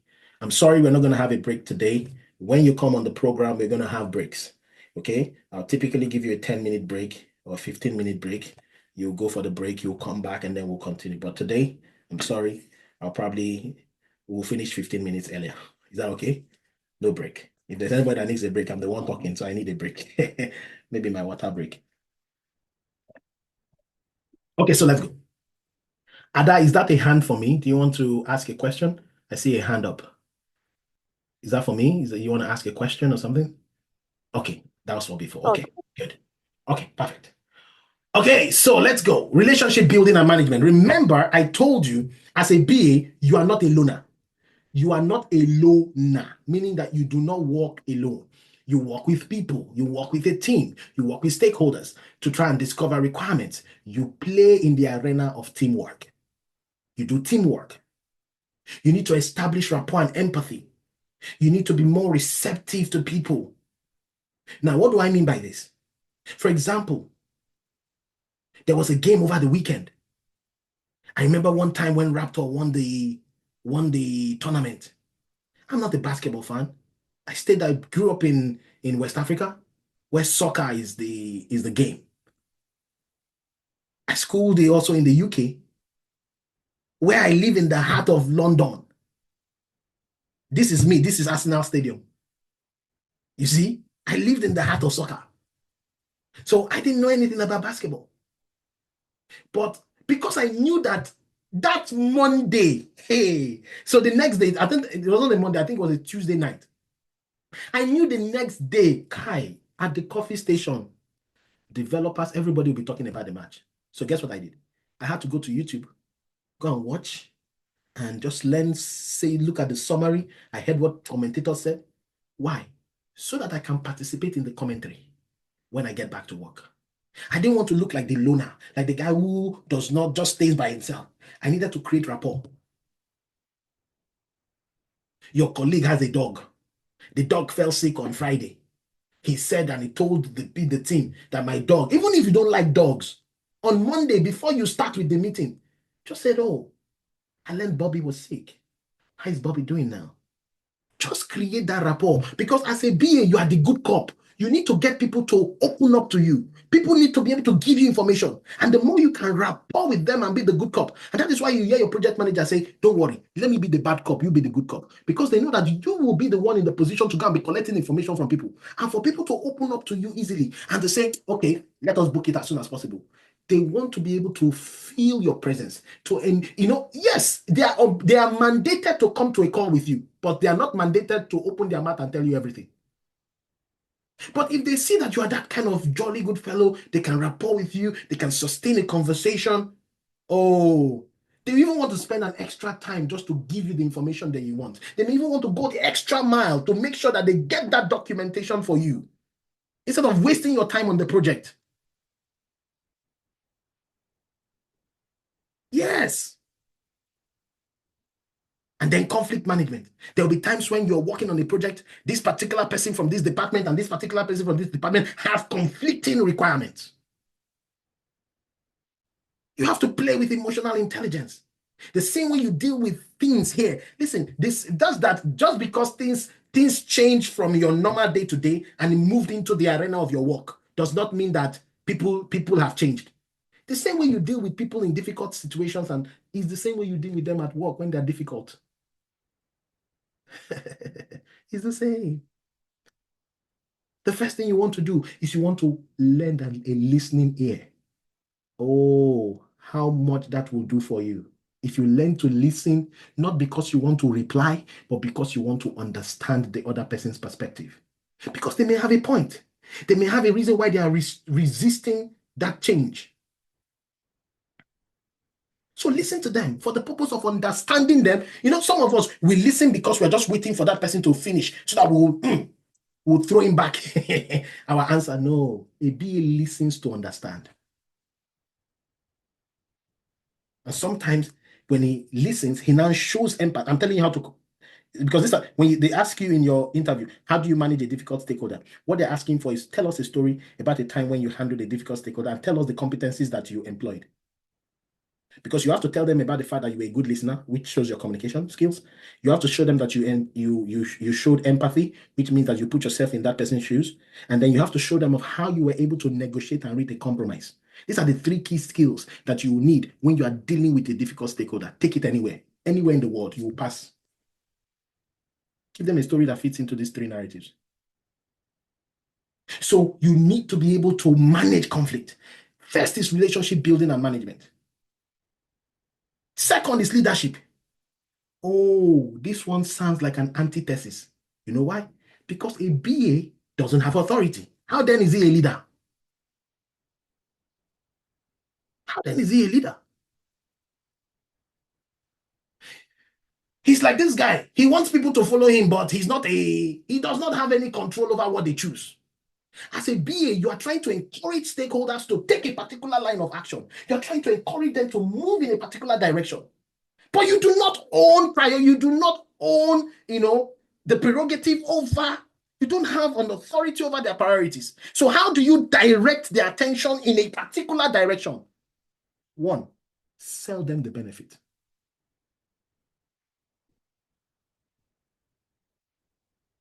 And number 2, sell them the benefit again. You want to exercise influence, but you don't have authority. Decision making, you want to facilitate decision making. You want to help people ideate, analyze, plan, innovate, accept change. And that leads us to, that's a segue for change management. And there are some things I don't teach you here, but I tell you to go and look at them. And one of them is the next thing I want to talk about. Is the next thing is something I have stopped teaching. It's called let me show you. Because some of our students have gotten a job with that, so it's important that I show you that stuff. Okay.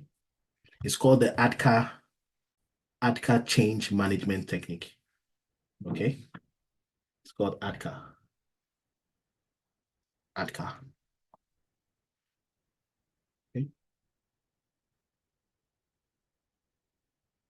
You can read this up in a day. Okay, just go and look for ADKAR. It's a change management technique that you use. Okay. All right. Very simple. Give me a minute. Okay, it's a change management technique that you use. It stands for awareness, okay, desire, knowledge, ability, reinforcement. So whenever you are trying to carry out a change, because a business analyst is also a change manager. We've had one or two people in our, they became change managers. They got a job as a change manager. All right. Yeah, they got a job as a change manager. In fact, we had to do a presentation. She did a presentation. I can show you that presentation as a change manager. And she used the ADKAR because you need to get them aware of that change ahead of time. How many of you, if they want to do a construction on your road, you will see them, they will tell you ahead of time that construction is going to happen October 27th to November 1, and there will be reduced lanes, especially for those of you who live in North America or something, right? How many of you have seen that? Where they will make you aware that road, by October 27th to so time, they will be doing a construction on that road, and there will be reduced lanes. How many of you have seen that? Especially if you live in Canada, you'll see that a lot. You see, there's awareness that there's a need for a change. And then you will now begin to raise supporters in that community, in that department that would support the change. And one of the ways to do that is to help them see what is in it for them. What's in it for me? And then begin to now transfer the necessary knowledge. And if you guys do not have the knowledge, you have to get somebody with the requisite knowledge, and not just the knowledge, the ability to implement the change. And once that change has been implemented, you will now do what is called reinforcement by reason of training, knowledge transfer, helping them to now be able to sustain that change. If you don't go through all of this, you may create a change, and the change would, in the next 3 months, they will retrogress because they've not been able to sustain that. But again, that is not what I'll be teaching today. The next one I'm talking about is facilitation skills. As a BA, you will be facilitating. And that is what we force you to do on your project. We force you to facilitate on your project. And your project, you're going to facilitate. You facilitate meetings, you facilitate workshops, you facilitate brainstorm sessions, right? Yeah, you facilitate these sessions. And we have quite a few of those type of sessions that we've done for our projects. Okay, this is an example here. A kind of sprint zero session. This is a workshop session. You see the different boards, you prioritize, you will, give an agenda. Okay, what are the goals? What we are trying to achieve? All these things you're going to do practically for the project. Okay, for the project. This is our head software developer here. Okay, so you put all of that in, and then you begin to work, and you and your guys will work with that. We have quite a few more. Let me show you. We have quite a few more. Where is the Care Connect?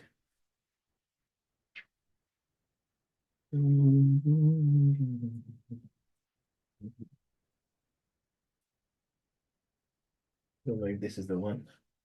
I'm not sure now. Okay, whichever way. But you will facilitate meetings. I don't want to take too much of our time. We'll facilitate because there's a lot to deal with today. So you facilitate meetings, you facilitate sessions, workshops, brainstorm sessions, interviews, dialogues, conversations, requirement gathering activities. Don't waste people's time. People's time is precious. Give them an agenda. Tell them why they're coming on the meeting. Why is the meeting needed? What is the outcome you're looking for in this meeting? What will you people be talking about?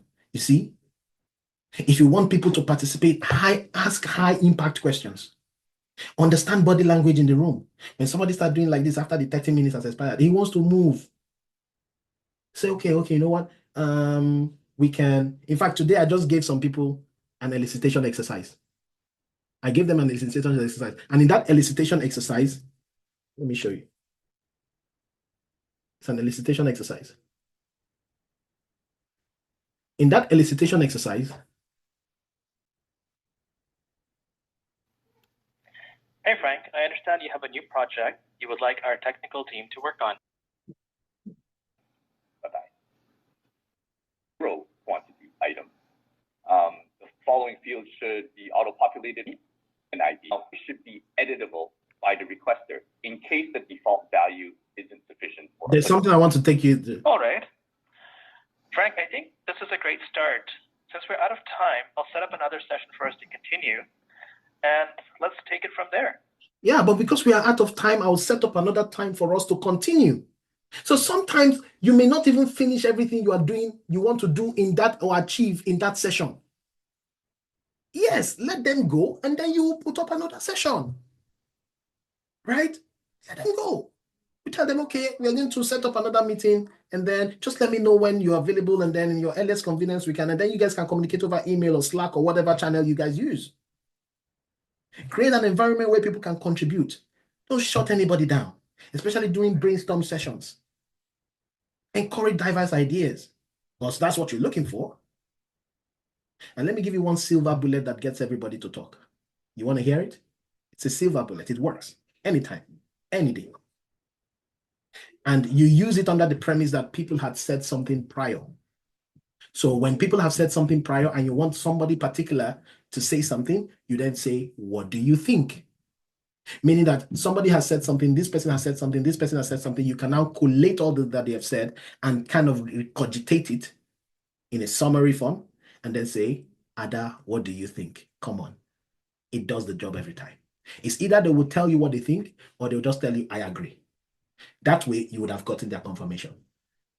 And learn to summarize these points. The next is number 4, communication skill. I think I mentioned this yesterday, that the first thing in communication is listening. Every time I do a reference check for any of my student or candidate, they cannot fail to ask me this question. Lie. They always ask me, rate their communication. And the first thing that I tell them is about their listening skills. Because without listening, you're not going to be a good communicator. Communication starts with listening. I always tell them that. On hearing that, I know that they've gotten the job. Communication starts with listening. Before talking as a BA, listen.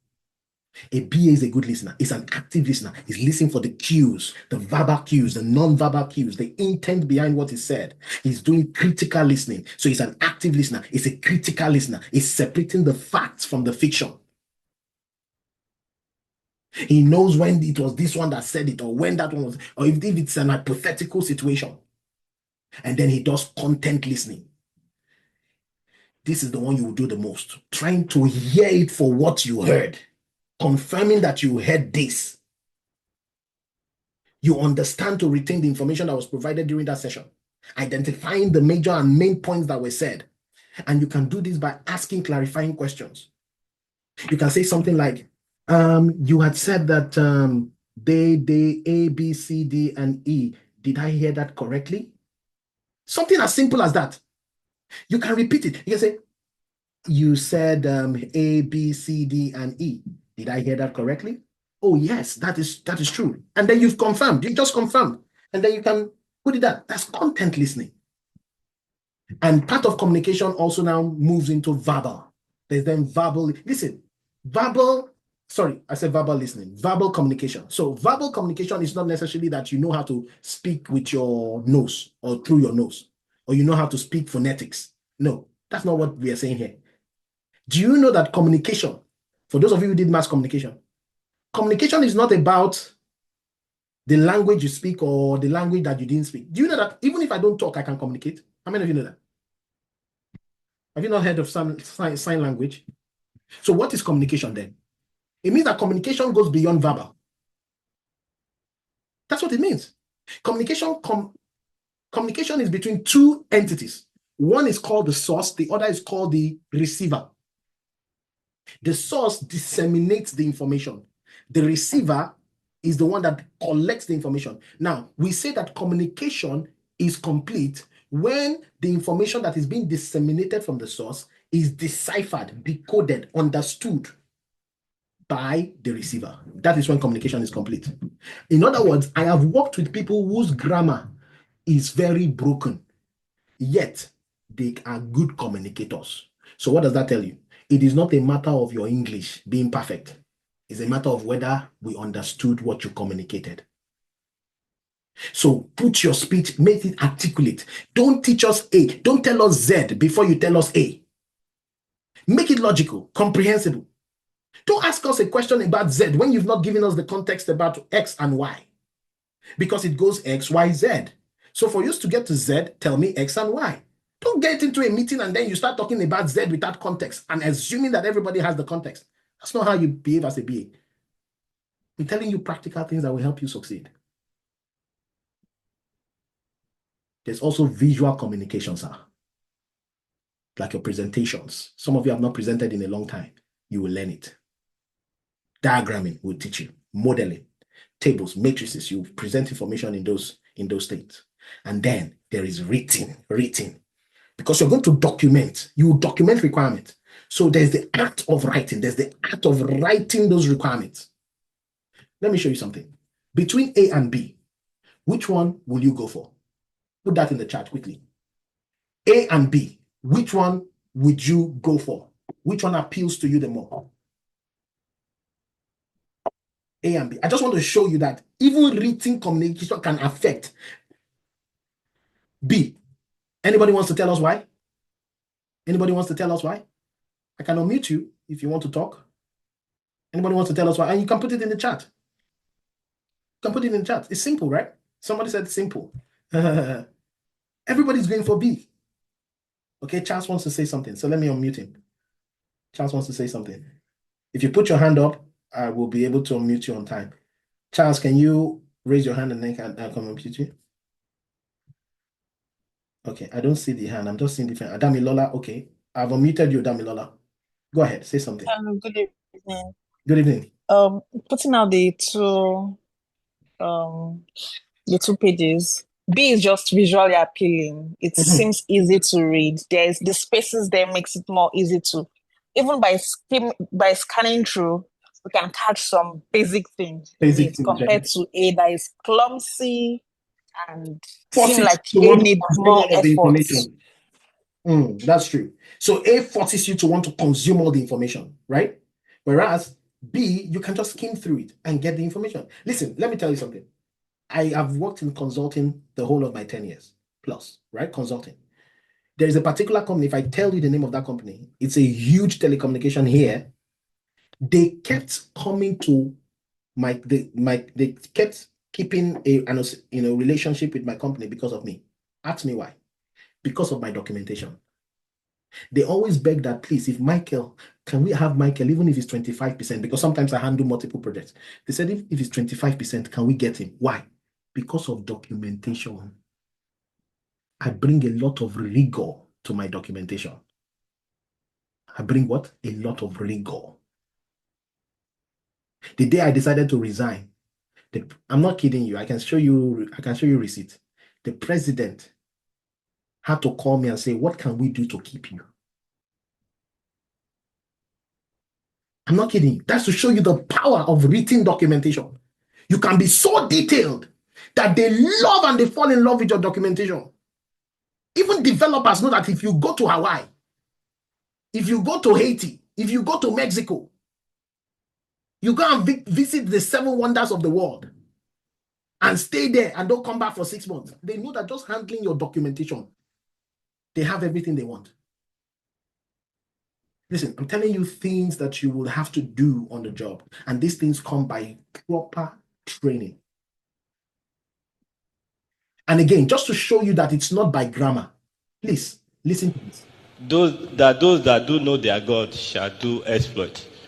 Then knowing God, be strong and do exploits. Yes. So that is Yeah. very important. Yeah. Those that know their God shall be strong And do exploits. and do exploits. Yeah. Yes, that's Then good. Go on. that become a technological enigma and inscrutably remonstrative or indices to say, okay, these seemingly transcendental challenges can be surmounted.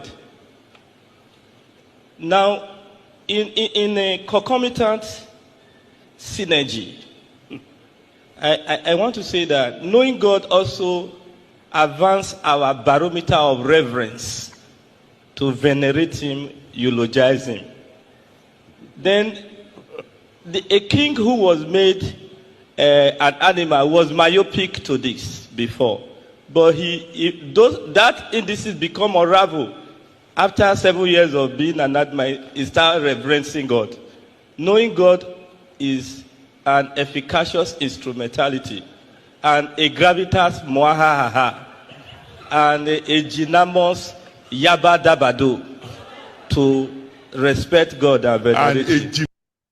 And a gymnastic yabado. Now, he has said a lot, but he has not communicated. So don't think it's about the volume of the English you have. No, it is not that.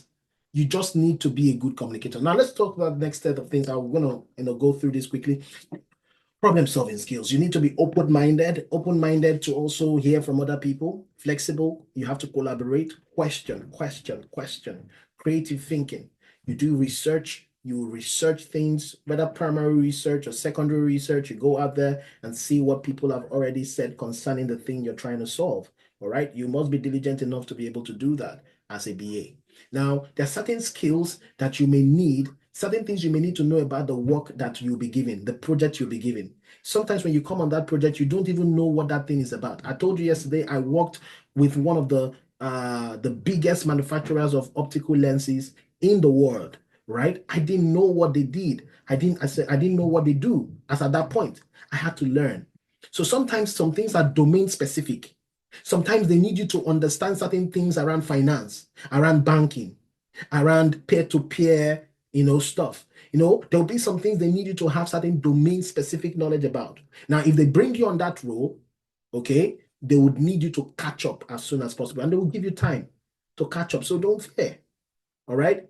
Sometimes you also need to understand how the business does, how do they do business? Who is their customer? Who is their competitor? You need to see things from that business point of view. You need to know how they do their business, right? That's what I mean here by business skills, all right?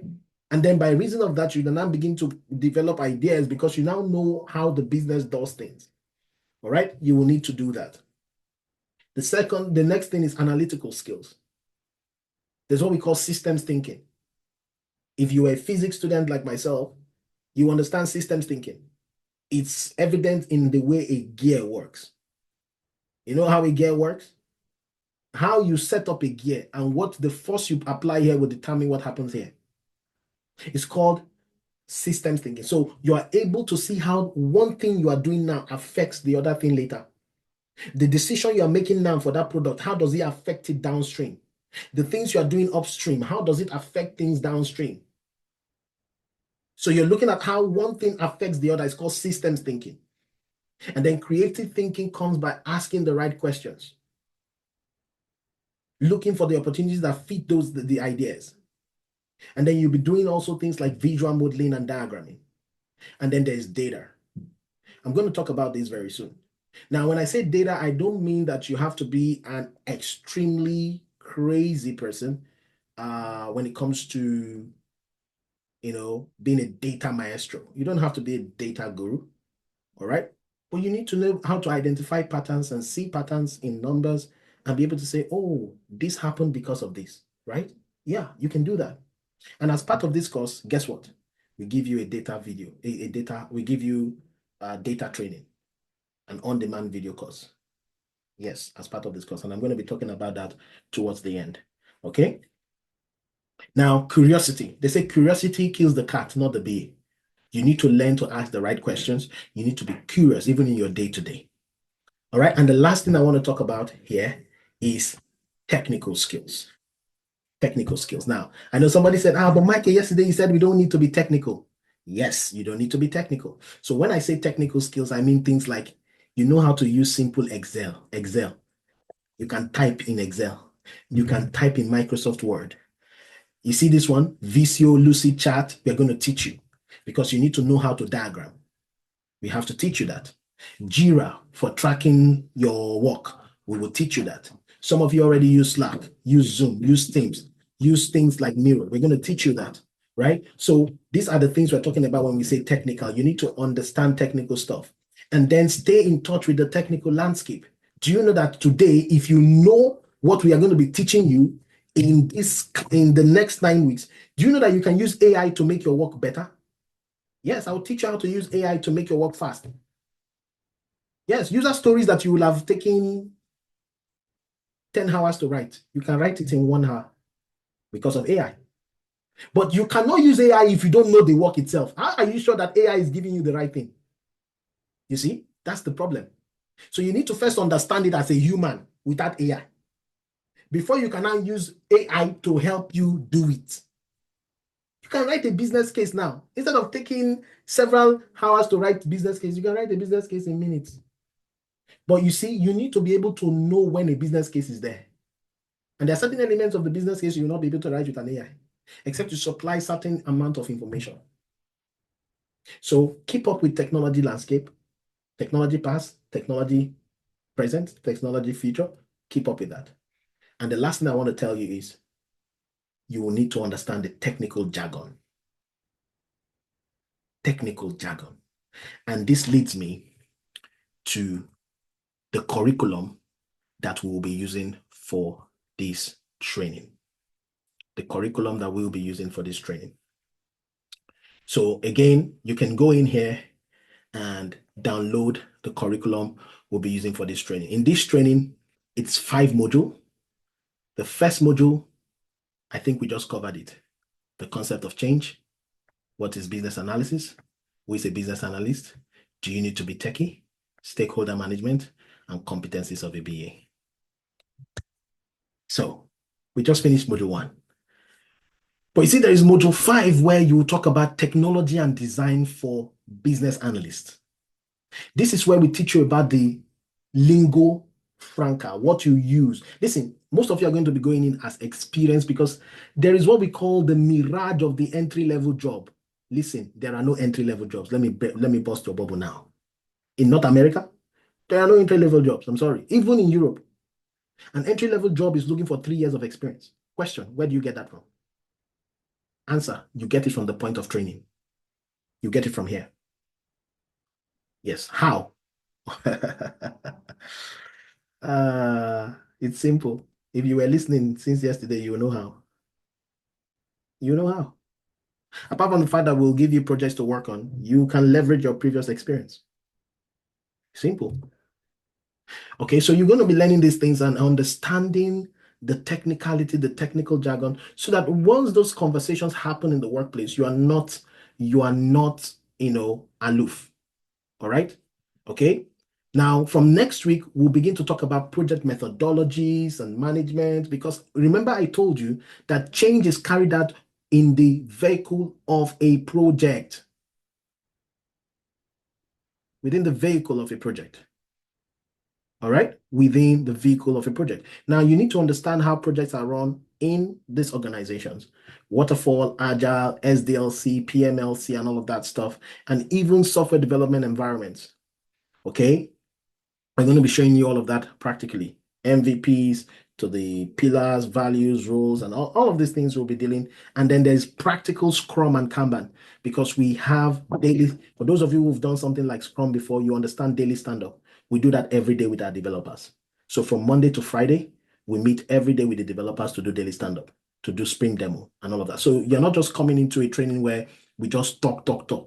You're going to be doing, and looking at these things practically. Then 3, about 75% of your work revolves around requirement. So this is where the bulk of the talk will be.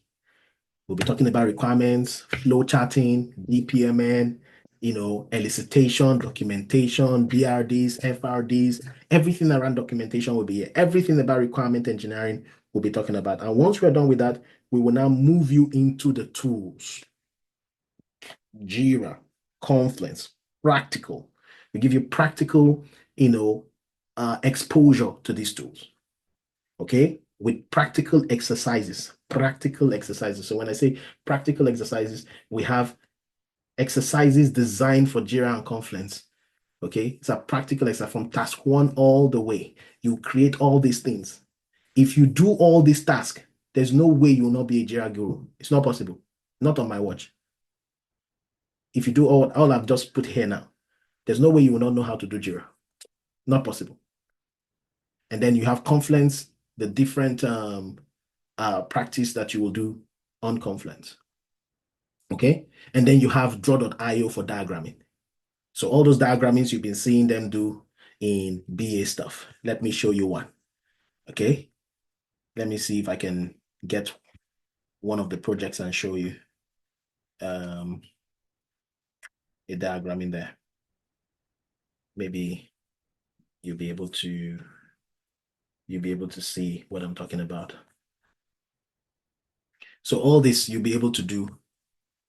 All this you'll be able to do. Wireframing and all of this, you'll be able to do that. Diagramming, you'll be able to do this. Yes, from scratch. Yeah, you may be looking at it and saying, come on, can I do this? Oh my God. All right. You'll be writing requirements, user stories, acceptance criteria for your project, right?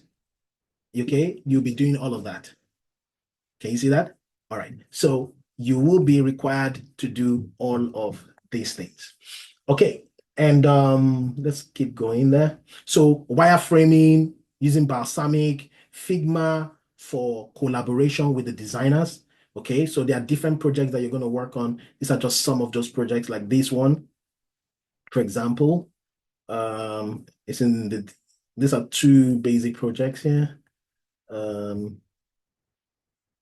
you'll be collaborating here. Carol Zhu is one of our designers here. You can see Carol Zhu. So you're able to communicate here with them and change this into work. Let me see what is happening here. Okay, so this is one of the projects that are going on here. So you're going to use Figma to be able to interact on the different projects. If you look at the back where I am, it says Afro Shop. That's one of our projects that we are launching next. And this is all students project. We're launching that next week. No, not next week, next month. Students project. This is the version 1.1 of it's the Instacart of African groceries, basically. So all these are works that we're doing within the community that can solidly showcase you. Okay, you can showcase this and solidly also take the experience and duplicate it anywhere and anywhere in the world. I would say that boldly. Okay. The next other thing is Miro for collaboration. I showed you the sprint. Figma for design collaboration. Will we be having access to the tools? Of course. Some of these tools are even free. So you understand? So some of them we pay for it. Okay. Like Figma is ours. Okay. You don't have to pay for that. Some of these tools are free. You just practice with it. All right. And technology and design for BA. Now, but here is the thing. Here's what I want to show you now. There is a strategy to win in today's market. You can't sit on and fight on one front. You need to fight on multiple fronts. And that is how the market has evolved. Unfortunately, that is how the market has evolved. So let me show you something now. And then I'm going to come back here. Okay, how the market has evolved and how to win in today's market. So give me a minute. I'm going to show you that in a bit. Just give me a minute, guys. I'm going to show you that I'm almost done. In the next 15 minutes, I'll be done. I'll let you go. That makes sense? And then if you have any questions, we can now talk about questions. All right. So I'm going to come back to the brochure, but I just want to show you a couple of things quickly on how do you transition into tech. So if you're looking to transition to any form of tech, there are gaps that you need to fill. Obvious gaps that you need to fill. There are 5 of these gaps that we've identified from what we've been doing so far. The first is the knowledge gap. The second is the experience gap. The third is the job readiness and discoverability gap. The fourth is the network gap. And the fifth is the support gap. These 5 elements, if properly handled, will take you to your destination faster. With the knowledge gap, that is understanding of the core concepts, fundamentals of the subject, whether it's business analysis, product management, whatever it is, right? How are we going to help you with this? What you need is a structured curriculum. Listen, let me tell you, knowledge, we are in an information overload. You do not need Skill Garage to get information. I hope you know that, or get knowledge. You don't need us. Udemy is there, $9.99. You get knowledge. YouTube is there. LinkedIn Learning is there. But you see, there's a difference between YouTube, LinkedIn Learning. There's such a thing called relevant and organized knowledge. Organized knowledge. It's very important. So you get structured curriculum, which is, I started showing you that, and I'm going to go back to that structured curriculum. That's what you want to, you need that. And then there's experience to transition in today's world. Nobody cares about what you know. They care about what you can do or what you did. And if you're going to be able to replicate it on their platform. I remember those days we were small. I'll watch a Chinese movie and then I'll go out with my brother and I'll do chai. It's all mouth. If one correct Kung Fu person comes and he would deal with me, you know what? No experience. For me to gain experience, I need a dojo, I need a sensei. I need somebody to show me and help me practice it. So I don't care how much of the knowledge you gain. You need to be able to express and take that into action. All right? And on the platform, we have company-sponsored projects.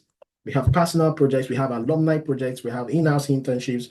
We participate in labs. We contribute to project review sessions. And all these things are very key to helping our students stand out. I told somebody who asked me a question yesterday, how do your students perform in the job market? I said, this year alone, at least we've been privileged to run it up to 7 cohorts, typically between 7 to 10 people per cohort. And this year, if you say that we've trained almost between 50 to 70 people, we've had the last count, 38 people get a job. And this, when I say 38, I'm not talking about some of them had 3 jobs. Some of them had 2 jobs. There's one in Maryland, he got 3 jobs. He refused one because he can't do 3 at the same time. He's earning $180,000 as I speak in a year. So experience is what will take you there. How you showcase that skill set. And that takes me to the next thing, which is job readiness and discoverability. How then do you now take all this experience? I was showing you CVs, right? Some of you think it is until you write elicit on all your job description, that is when they'll call you for an interview. No. You have to position your resume to showcase and highlight your strength and use the right language. Structuring your resume for impact is the most important thing. Listen, your resume is a marketing material. It should speak when you are not available. It should speak while you are sleeping. That is what a resume is. I said I was going to show you my resume. Maybe this is the right time to pick that up and probably look for it. So maybe I'm going to look for it now. Of course, my resume will be a whole lot different from your resumes. But just to show you that resume is an opportunity for marketing. You see, it's an opportunity to market you. Okay? It's an opportunity to market you. Give me a minute. So I'm going to do a pause here because I'm going to be distributing online. It's only for people that ask. All right. So job readiness and discoverability. How can you get discovered? How can you talk about you without talking about you? So interview coaching and your LinkedIn has to be optimized to support that. And then there's the issue of network. Somebody reached out to me yesterday and said, I have something in CIBC. And I looked for one of my alumni that works in CIBC. And I said, go and meet her. Simple. Job done. That's the power of network. That's the power of a community. Somebody reaches out to me and says, I have something in TD. I look for one of my alumni in TD. I say, go and meet her. They'll help you. That's the power of a community. That's the power of networking. That's why we are building one. And then you can have referrals. We are beginning to, bring in recruiters into the community. We just recently hired somebody who is going to be our manager of partnerships. And she's already gotten to work. So you need that network to help you get to where you need to get to. And then there's support. I can't overemphasize this. Support is huge. I remember Faith. Faith gave up. In fact, she literally gave up. I'm not doing this. This is not for me. It was just simple words that were spoken on the phone for 90 minutes. Can you imagine? One whole football match that made her gain the strength to go for the next interview that became her job. Or should I talk of Akram? So you will always need that support to push you, because this is not a sprint, it's a marathon. Okay, what if after getting the job, what then happens? There's need for growth. We have our students come back into the community to even give. Yeah. Sometimes we give some of you scholarship, and that's why we say, book one of these one-on-one sessions with us. Because the alumni, some of them in the alumni community come and they give us money and say, give to the person that may not be able to. And we split it. And then we're able to give some people discounts based on, what we feel is genuine. On the job support, you will need that. You don't want to get hired and get fired. That will not be your portion. Okay? We've seen it happen, but not in our community, because we don't let you walk alone. Yes. I know somebody is a Liverpool fan. You just heard that. We don't let you walk alone. So Liverpool, you're welcome. Thank me later. All right? You're able to join these discussions. You're able to engage with people that have the same ambition as you. So you need this. You need this. Now, let's quickly talk about how you win in today's market, because it has shifted. I remember I started Skill Garage in COVID, and I would teach 5 days, and the next week, people will get a job. I'm not kidding you. The likes of Obieze, I taught him for 5 days, just 5 days. And the next week, they got a job. Most of my friends, that's how they got a job. I'll teach them for 3 Saturdays, and they'll get, I don't do 10 weeks. But that market of then has shifted because of the move to remote. They overemployed, and now they're trying to come back to regulate things. Now, that move has made a lot of organizations begin to cut costs. And in trying to cut costs, they are now beginning to see what most of us saw then, that some of these roles are actually they're actually supplementary, not necessarily complementary. So you will now see that instead of me paying you 85K to come in and just sit down and be a BA, I can up that amount a little bit and pay you 120,000, and you can come to demonstrate to me that you are more than a BA, that you have some data in you, that you have some BA in you, that you have agile product management and Scrum in you, that you have product management in you. Listen, the market has moved from just being an I-shaped specialist to a T-shaped employee, to a pie-shaped employee. Listen, now we are in the era of the cone-shaped employee, meaning that you need to know business analysis, product ownership, some level of data, product management, broad general knowledge. So you don't sit down with one thing. You don't put your eggs in one basket. That is what most of you are doing. You just apply for BA jobs and BA jobs. No, there is more to that.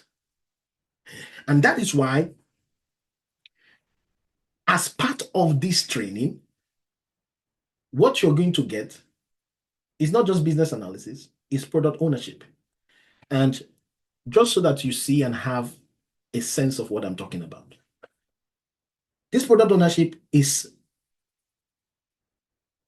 30 to 45% product management, because you learn product, B2B, B2C, product management, product lifecycle, prioritization, road mapping, visioning, strategy, journey maps, user journey maps, personas.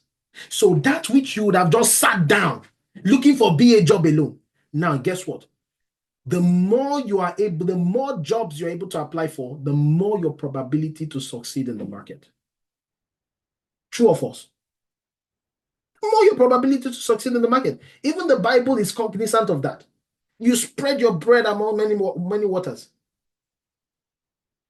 So in this market where people are, listen, I have a BA who got a job, and the first thing they asked him to do was what?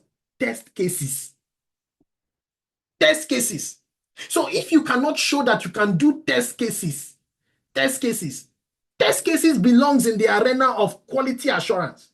So if you cannot show you can do test cases, how then will you get that job?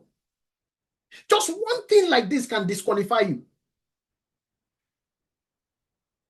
Okay, let me just help you see something quickly. Let's go in here. LinkedIn. Quickly. I'm going to go into jobs. I'm just going to go into, in fact, let me look at this principal product owner. Okay, principal product owner, meaning a top product owner. So let me just go in there as a principal product owner. Look at what? Define and communicate long-term what? Vision. So you don't deal with vision in business analysis. You don't deal with vision. You can write a product vision. These are the things you learn in product management, product ownership. In fact, product ownership, I'm taking it to how to formulate a product vision, how to formulate a roadmap, strategy. So when you see this type of job after you finish your BA training, you cannot apply, because you think it is beyond your reach. Whereas we have people like Akram, who are product consultants. Akram. This guy is a product consultant at J&J. Consultant, product management. He did a BA course. If you see the job description for this particular one, if you did just ordinary BA thing, you will not be able to attend to this. He's prospering in the job. Big boy. I'll probably bring him on our next fireside chat. How many of you were in the fireside chat we have with Yvonne? Yvonne. How many of you saw the fireside chat we had with Yvonne Chedier? How many of you were there with Yvonne? This guy earns $208,000 in a year, hands down. He's a product business analyst. It's me.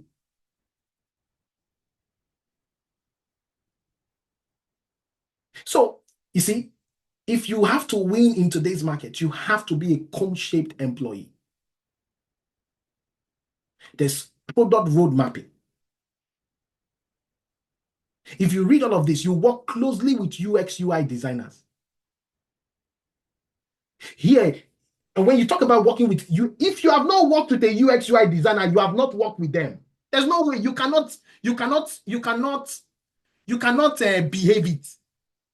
I don't know if you understand. Here, you will work with someone like Samuel. Samuel is our UX, UI here. I'm calling names because you're going to see them here. Can you see that? This was 12 days ago. They are working on a driver app. This is Samuel. He's our UX UI designer. I showed you another one, Carol Zoo. That's another UX UI. If you have not worked with one, you've not worked with one, you don't know how to interact with one. And here in the job description, they're asking you, work closely with your UX UI. So we have strategically built this to help you position you for the job, not for a certificate. Don't go and get a certificate for all I care. Listen, this is a principal product owner role. Principal. I'm not saying this is that pays. You can see first shift remote role is 120 to 140 Canadian if you're in Canada. With this one, at least you can put your down payment in the next 1 year. You will buy a house. Or if you already have a mortgage, you'll be able to pay it easily. Without doing 3 jobs. And imagine you have 2 of these and it's remote. Sometimes my mentor told me, don't make decision based on cost. Make decision based on value. Some of you want to eat your cake and have it. It can't go both ways. I have to tell you the truth the way it is. The way it is. I should have told you my story yesterday. I decided to not. I told you about a mentor. I had a mentor to KG Giwa, this guy. He has left that arena now. So that he doesn't think we fell from we didn't come. KG Giwa, where is he? He's now into real estate in Nigeria. He has moved away from the UK. He's just enjoying his life. Okay, let me come here. I'm going to show you. We all have our own mentors. So don't think he has moved into real estate now. KG Giwa. That guy was massive. Massive to, is the owner of Giwa Gardens, massive to helping us. And I'm proud to say that because yes, you need the mentor. I cannot say I didn't get a mentor. I had one that helped me in spite of all my book. So don't think, oh, I'm very smart. I think I can. There are some things you do not know. Listen, you don't know what you don't know until you know what you don't know. It's simple. And you need to accept that there are certain things you may not have the wherewithal. There are people that have gone there before you. I just showed you a resume just to show you how much the kind of companies I've worked with. For those of you in Canada, or you should see Barclays, Coca-Cola, Telos, Rogers. And you think I came here to just come and tell you Ching Chong Hin? No. Reality is you have to be positioned for the market. Oh, he's just trying to market to us. Yes, of course. What do you think I'm doing? I'm trying to market to you for your own good. So you should be able to spread yourself beyond just that. I just shown you, and if you go into different roles, these are high roles. Not even talked about the analyst roles and all of that stuff. Okay? So you are able to then take that and then spread. And not just that, we'll give you a data. In the past, we used to do a 6-week data training for free. We'll give you a data training for free, right? Now we'll give you a video course to do that. I mean, if we have enough people in the course, typically we say a minimum of 7.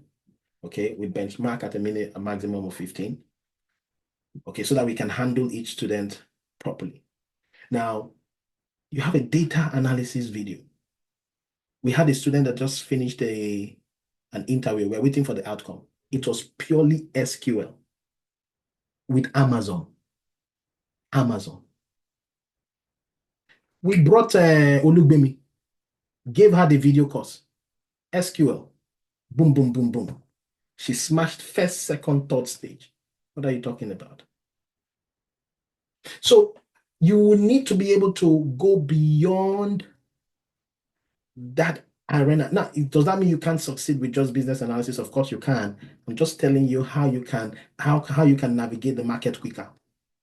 It's being multifaceted. So now you can be a scrum master.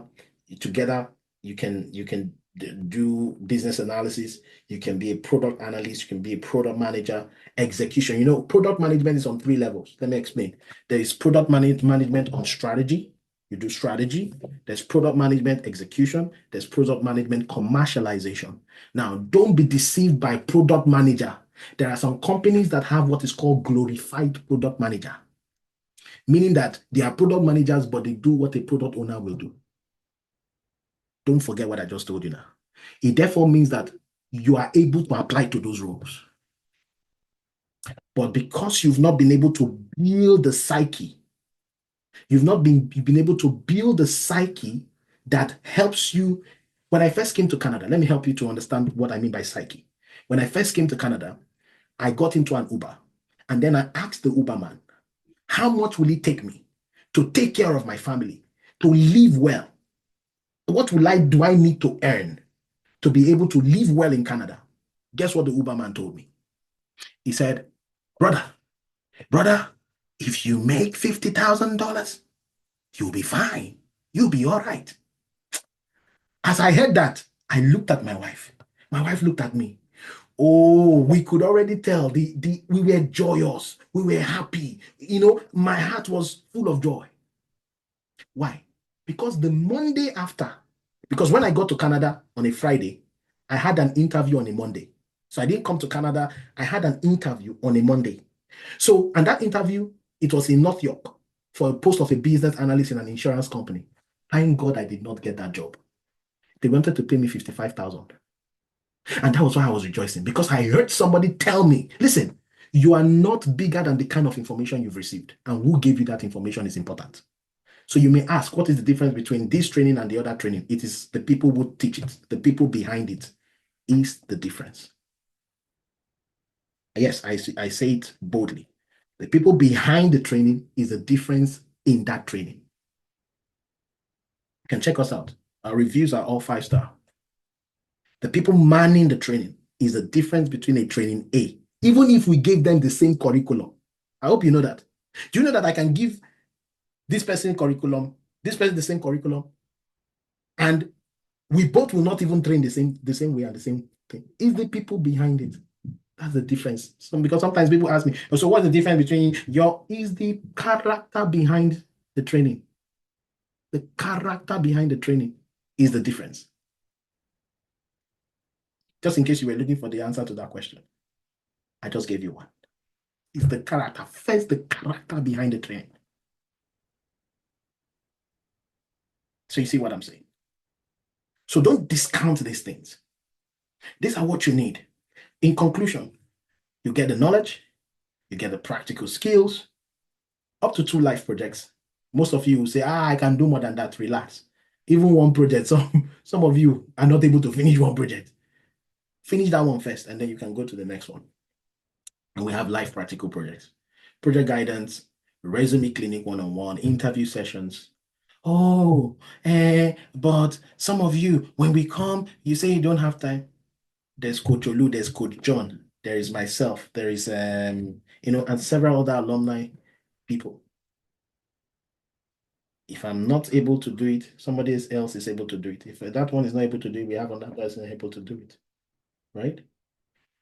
And then referrals, network, being able to have an insider information, very important. And then support. All these are add-ons. You don't pay for any of it. Even if we gave you for $1,890, that's how much you're paying for this whole thing is worth it. I was telling somebody that I sat 10 years ago, or more than 10 years ago, when I paid to train with KG Giwa, I paid £750 as at 10 years ago. And you know how much has changed in 10 years? A lot.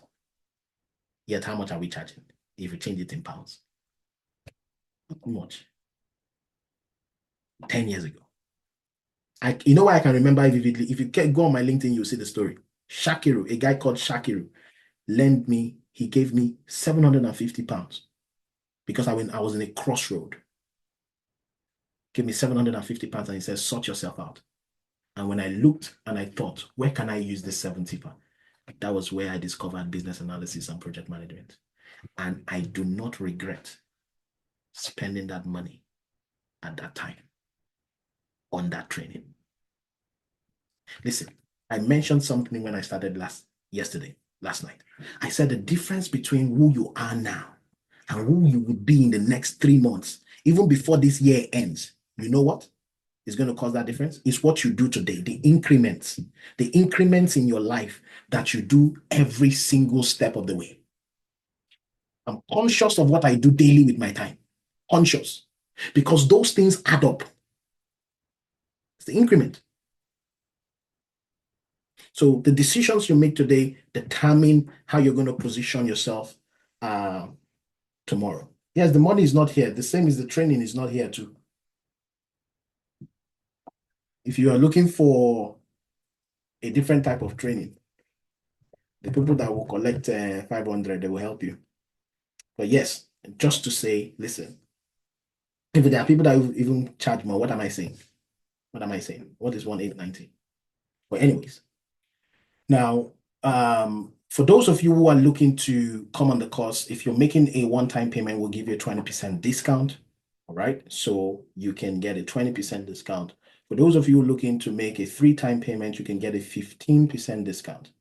Now, if you go on our website and click on the one-time payment, you would see Klarna.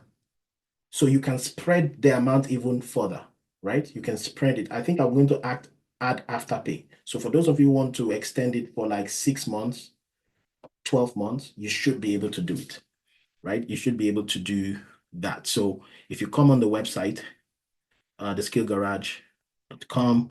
Now, the video for the training will be made available to you on YouTube, right? You can come in here and then you can make the payment. I think it has reduced to, I don't know what Amma put here, but you can also make a Klarna payment. I'm going to add Afterpay. So you come in here, you click on Klarna, you can make even more installment payments, okay, on here. You can make even more installment payments here, right? So you can come on the website and make that payment through the website, okay? Now that is that. When do we meet for this class? It's going to be Fridays and Saturdays. Friday, like we did yesterday, 7 p.m. to 10 p.m. And then Saturdays will be Saturdays will be 4 p.m. to about 7 p.m. just around this time. Okay. I think another thing you can do is to come in here and click on register, and then you can book a one-on-one just in case you want to talk further. You want to say a few things, you want to, go through a few stuff. You can book this with a learning advisor, and somebody's going to sit with you and talk with you starting next week. All right. We will be waiting for the next class on Friday. And for those of you who have made payment already, thank you for choosing the Skill Garage. We are more than happy to have you on the course, on the program, and we'll do our best to make sure that you get value. Okay? Value enough for you to give us a 5-star. Trust me. Okay, because if you don't get value, I'll hold you by the neck and make sure you get that value. Because I also need my ratings. I need my 5-star, so I have to give you value.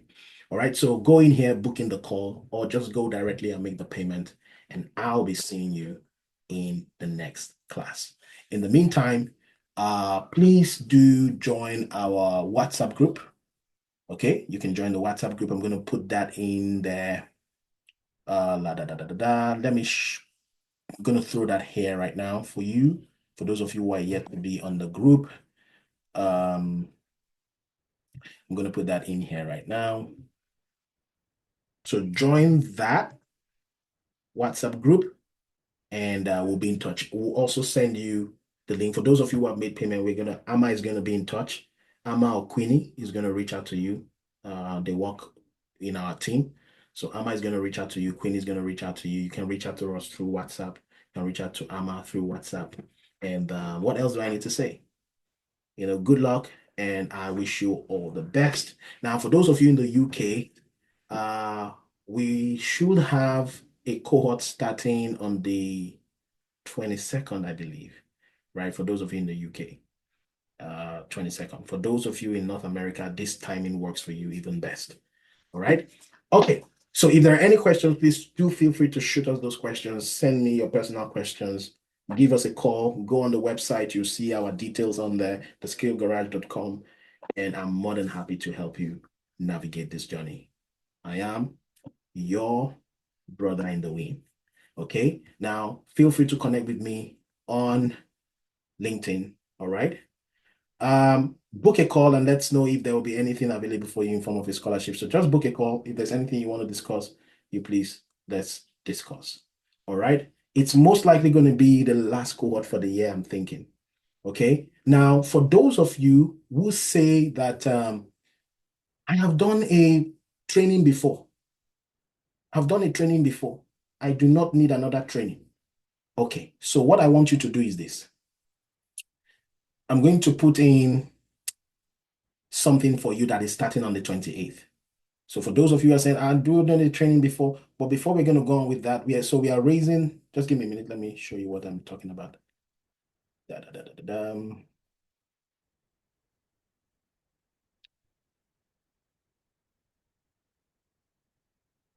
Give me a minute. So for those of you who have done a training before, we're going to do something a bit different this time. So if you see this, it's called the Tech Accelerator Plus, and we are raising the first cohort now. Okay, we're looking for 10 people to join this program before we start. 10 people. And we're going to be assigning them to different projects. So what this is just, it's like the Tech Accelerator, where you work on a project and you get experience, you work with a cross-functional team. But here we're going to give you access to one of our resume clinic sessions, right? And we're going to also give you access to our interview prep videos. We have a ton of videos for the interview prep. So that's why it's called the plus, okay? So normally this is the amount you pay or more for just the practicum. So if you feel like, oh, I've done a training before, I don't want to waste my money to do another training, that's fine. Oh, this is what I want, then we can give you that, all right? And then when you come on that program for a one-on-one session, we can discount it for you. Most times, most of the people within our community would typically charge anywhere from 200 to 300 per hour. Now, that is not for those on the bootcamp. For you on the bootcamp, we sit with you and talk with you. But if you're not in the bootcamp, typically it's 200 or close to 200 or 300 per hour.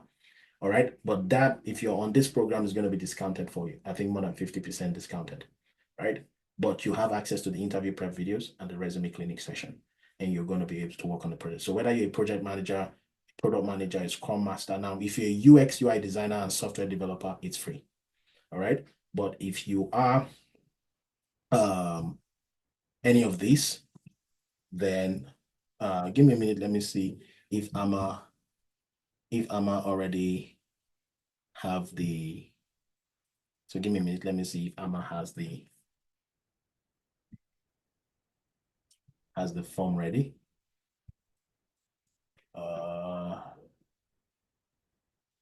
Okay, we'll be sharing the form. So just join the WhatsApp group. I think Amma is going to share that maybe on Monday.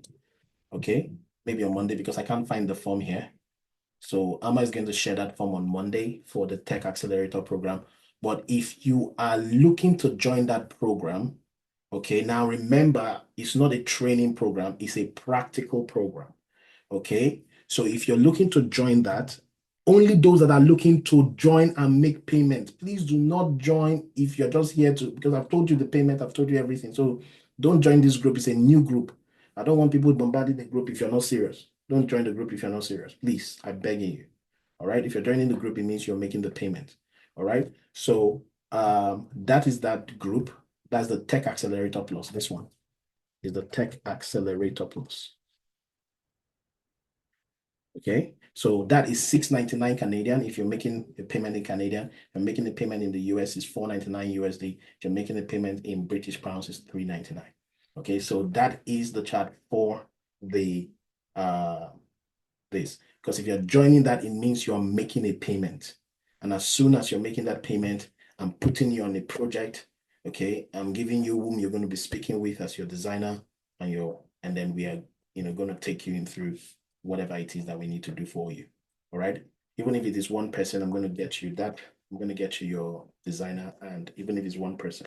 All right. So because we just discovered that there's a lot of people that can't afford the bootcamp, but they said, I have done a bootcamp before. I just need that practical experience and guidance. We're giving you opportunities to be able to do that. All right. Thank you so much. And please reach out if you want to, and I'll see you when I see you. Thank you so much, and bye for now.